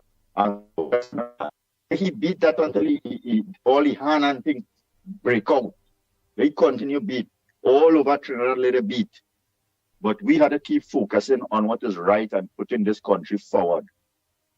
We know these people don't want nothing better for Trinidad and Tobago. Once them could get on, I sure he has children. None of them have a future that they could look forward to.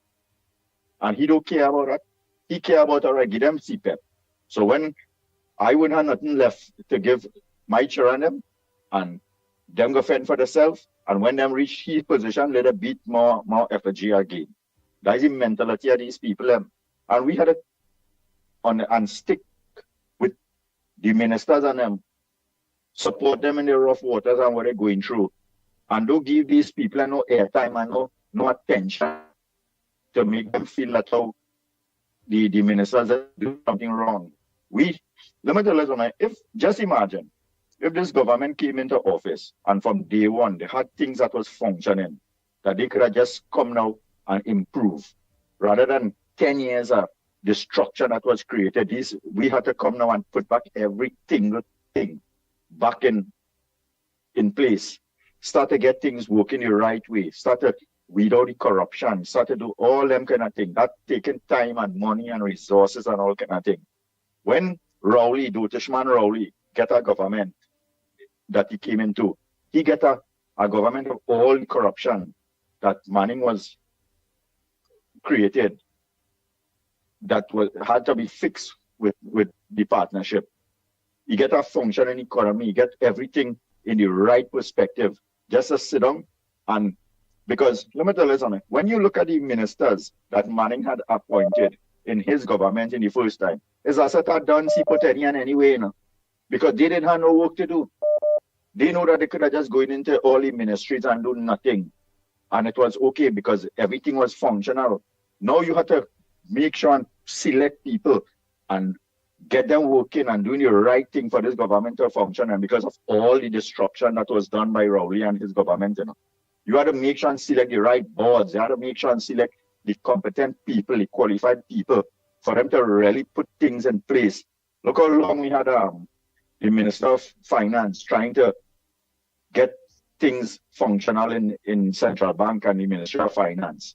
He probably might be asleep at night proper, because Kamala, the Prime Minister, they on his throat to make sure and let me hear what is going on with the Finance Ministry, with that little short guns, lie and thief out and all these kind of things. And this is what the government had to face. And people can understand that because we distracted by CPAP. And our next man talk about shutting down the cane industry and thing. Let me tell you something. Them kind of thinking don't make sense. Every country that could produce something uniquely manufacturing, that is a positive for that country. Whether or not the labor force come from probably uneducated people or people who do not doctors and lawyers and all that don't mean to say that that industry isn't a profitable creative industry for our country. All over the world, there's have countries producing sugarcane, and it's profitable. You just have to apply the right technology and uplift the operation, maximize it, and then it will become a profitable.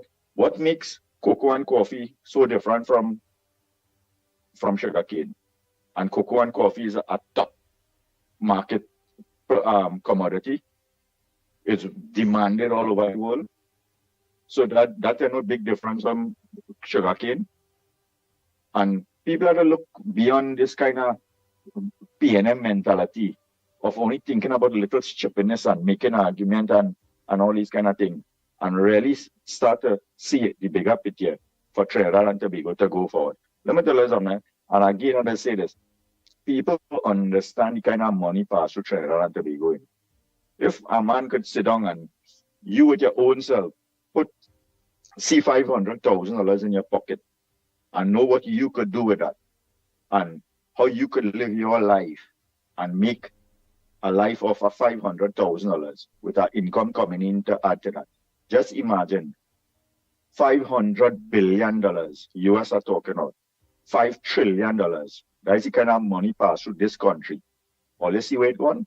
And all that was in the hands of the P&M government. So stop raffing little crumbs. Yes, CPEP workers and them seeing a little trouble right now. Yes, but the things had to get fixed. And who vexed with that? Loss. But sure, after things back to how it's supposed to be, and Trinidad and Tobago start functioning how it's supposed to be, plenty people will be grateful. But we don't see tomorrow. All we do see is today, and let me mash up the place for today. But don't wait until tomorrow to see a better future of Trinidad and Tobago. Have a good morning, gentlemen. Enjoy the rest of it. And now make some hot sada roti, a nice piece of zabuka, and some pak choy with tomatoes and a little piece of saltfish. Tell Orlando, anytime you're ready, call me. I'll send something for him. No boiling this morning. Later. Yeah. Local dish boy in foreign environment. All right, I hear you. Nice. You showed up for me here, boy. You have my mouth watering there.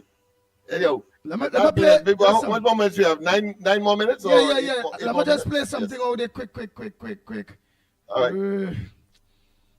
I ain't playing no voice notes really, It start this man, one boss man, and then look at who come and gone. So, yeah. When he calls. He bust up, he calls people to get bossy. Yes, when he calls. They want to go, they're getting bossy, they want to go. Or they want to bust something, I don't know. All right. So let me just take you, because It's a San Fernando, you be. Good morning, Grong.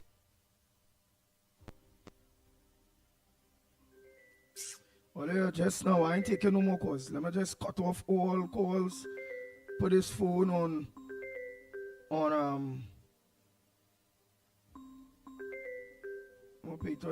ain't taking no more. I really can't. It's only calls and we playing. Yeah, we only have about 7 minutes, people, and we have to complete these exercises on time. These days in particular, I went over last night and I lost out big time. So we need to be on time. So you have to understand that as well. So please be sensitive and let's make certain that we can work coordinatedly. Mm-hmm. Nice. Good morning, Ground Report. Bossman here. I wouldn't waste time to get distracted by those fiends who criticize every single contribution I make. The arguments are feckless and facetious, and they talk a lot of flim-flam. Anyway, this morning, there at the San Fernando PTSC, there was no 5 o'clock Port of Spain, no 6 o'clock Port of Spain. The bus came 7 o'clock. And the Williams, most of the buses had come back down from Port of Spain to San Fernando.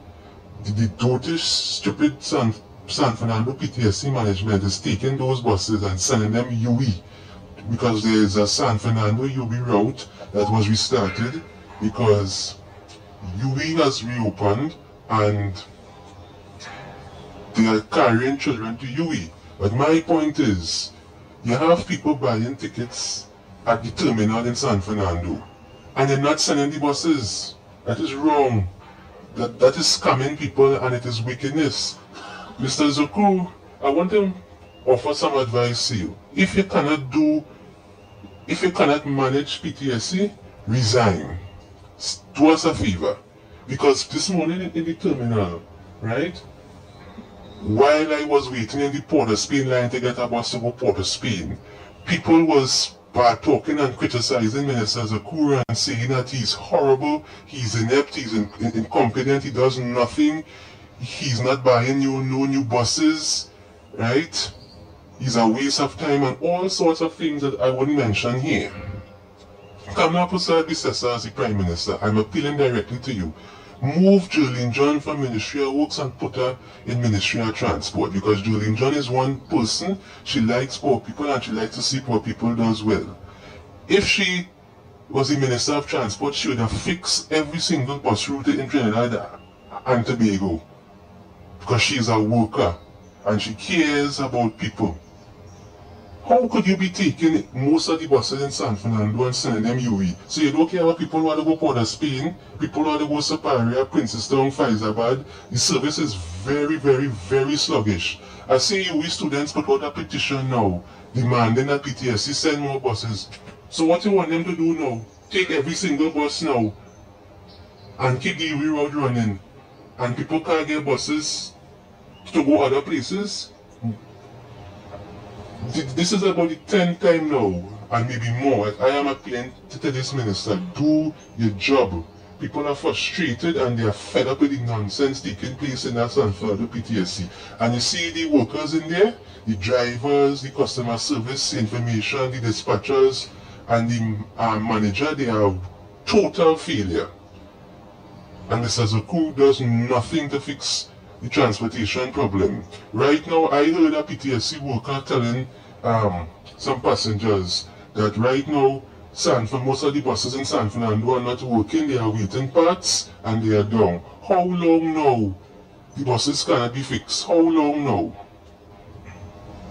And some of the buses are being sent to Port of Spain to do repairs because the San Fernando garage is so overwhelmed, they can't handle the volume of defective buses.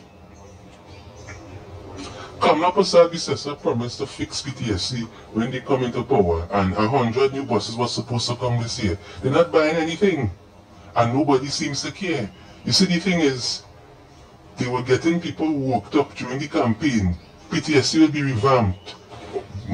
Buses coming, right? Expanded routes. Andy Williams yesterday, I was at the bottom of High Street. You should see the big bus that was going to Guayari, and just about 4 or 5 people on the bus. Huge bus, you know. And people can't get a bus to go Port of Spain. In the morning, to come up, just 2 buses or sometimes 3 might leave San Fernando. And in the afternoon, you had to wait until about 7 o'clock in the evening to get something to go San Fernando. This is stupidness, man. Mr. Zuku, you failed before you even started. Kamala Persad-Bissessar, fire this minister, because he's not performing. That was a voice note from him Friday, but remember Friday we get cut. So that was his Friday voice note. We have today's voice note that will be played tomorrow, please God, because it's done 2 minutes to the hour of 10 o'clock. Right? So a long time I hear that word feckless. Yeah, I say he learned a big word from you now. Yeah, he sound like a real big word, man. I hear that word or use it. It means, of course, not fit to assume responsibility. Yeah, so that was a good word. If for what he wanted to convey. No, but I know say about it. Like Lennox rubbing off on the man. The boss man using big words, boy. To show that he don't have time for them. Yeah, flip-flop and so on and so forth. Yes. Because remember that everybody was laughing. That's good. That's a good sign. Remember everybody was laughing over there. See, we say mosquito biting them up.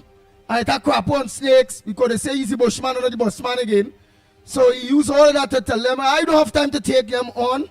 Now let me get back on my bus story. Here, what's going on with the bus? But he done went to the outside and mash them up, whoa, and fall back in. how the country stink, and all kind of thing. Then come back with big words.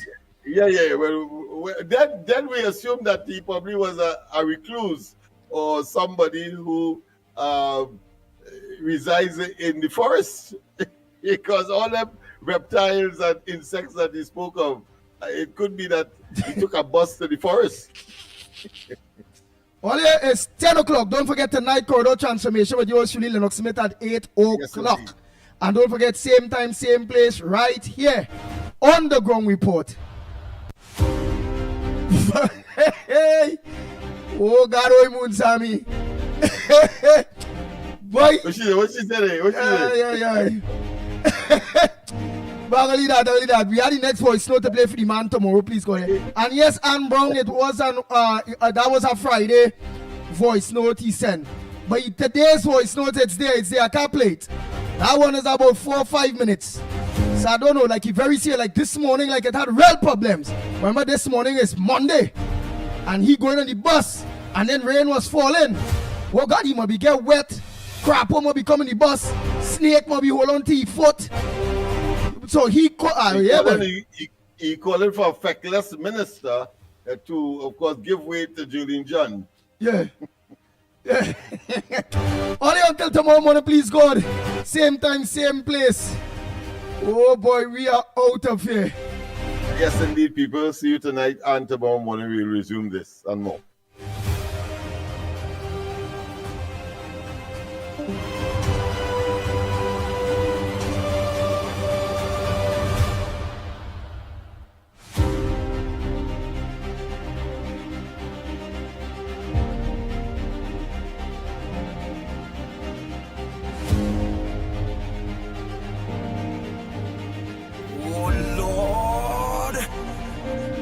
The Ground Report with Mikey K, Andy Williams, and Lennox Smith.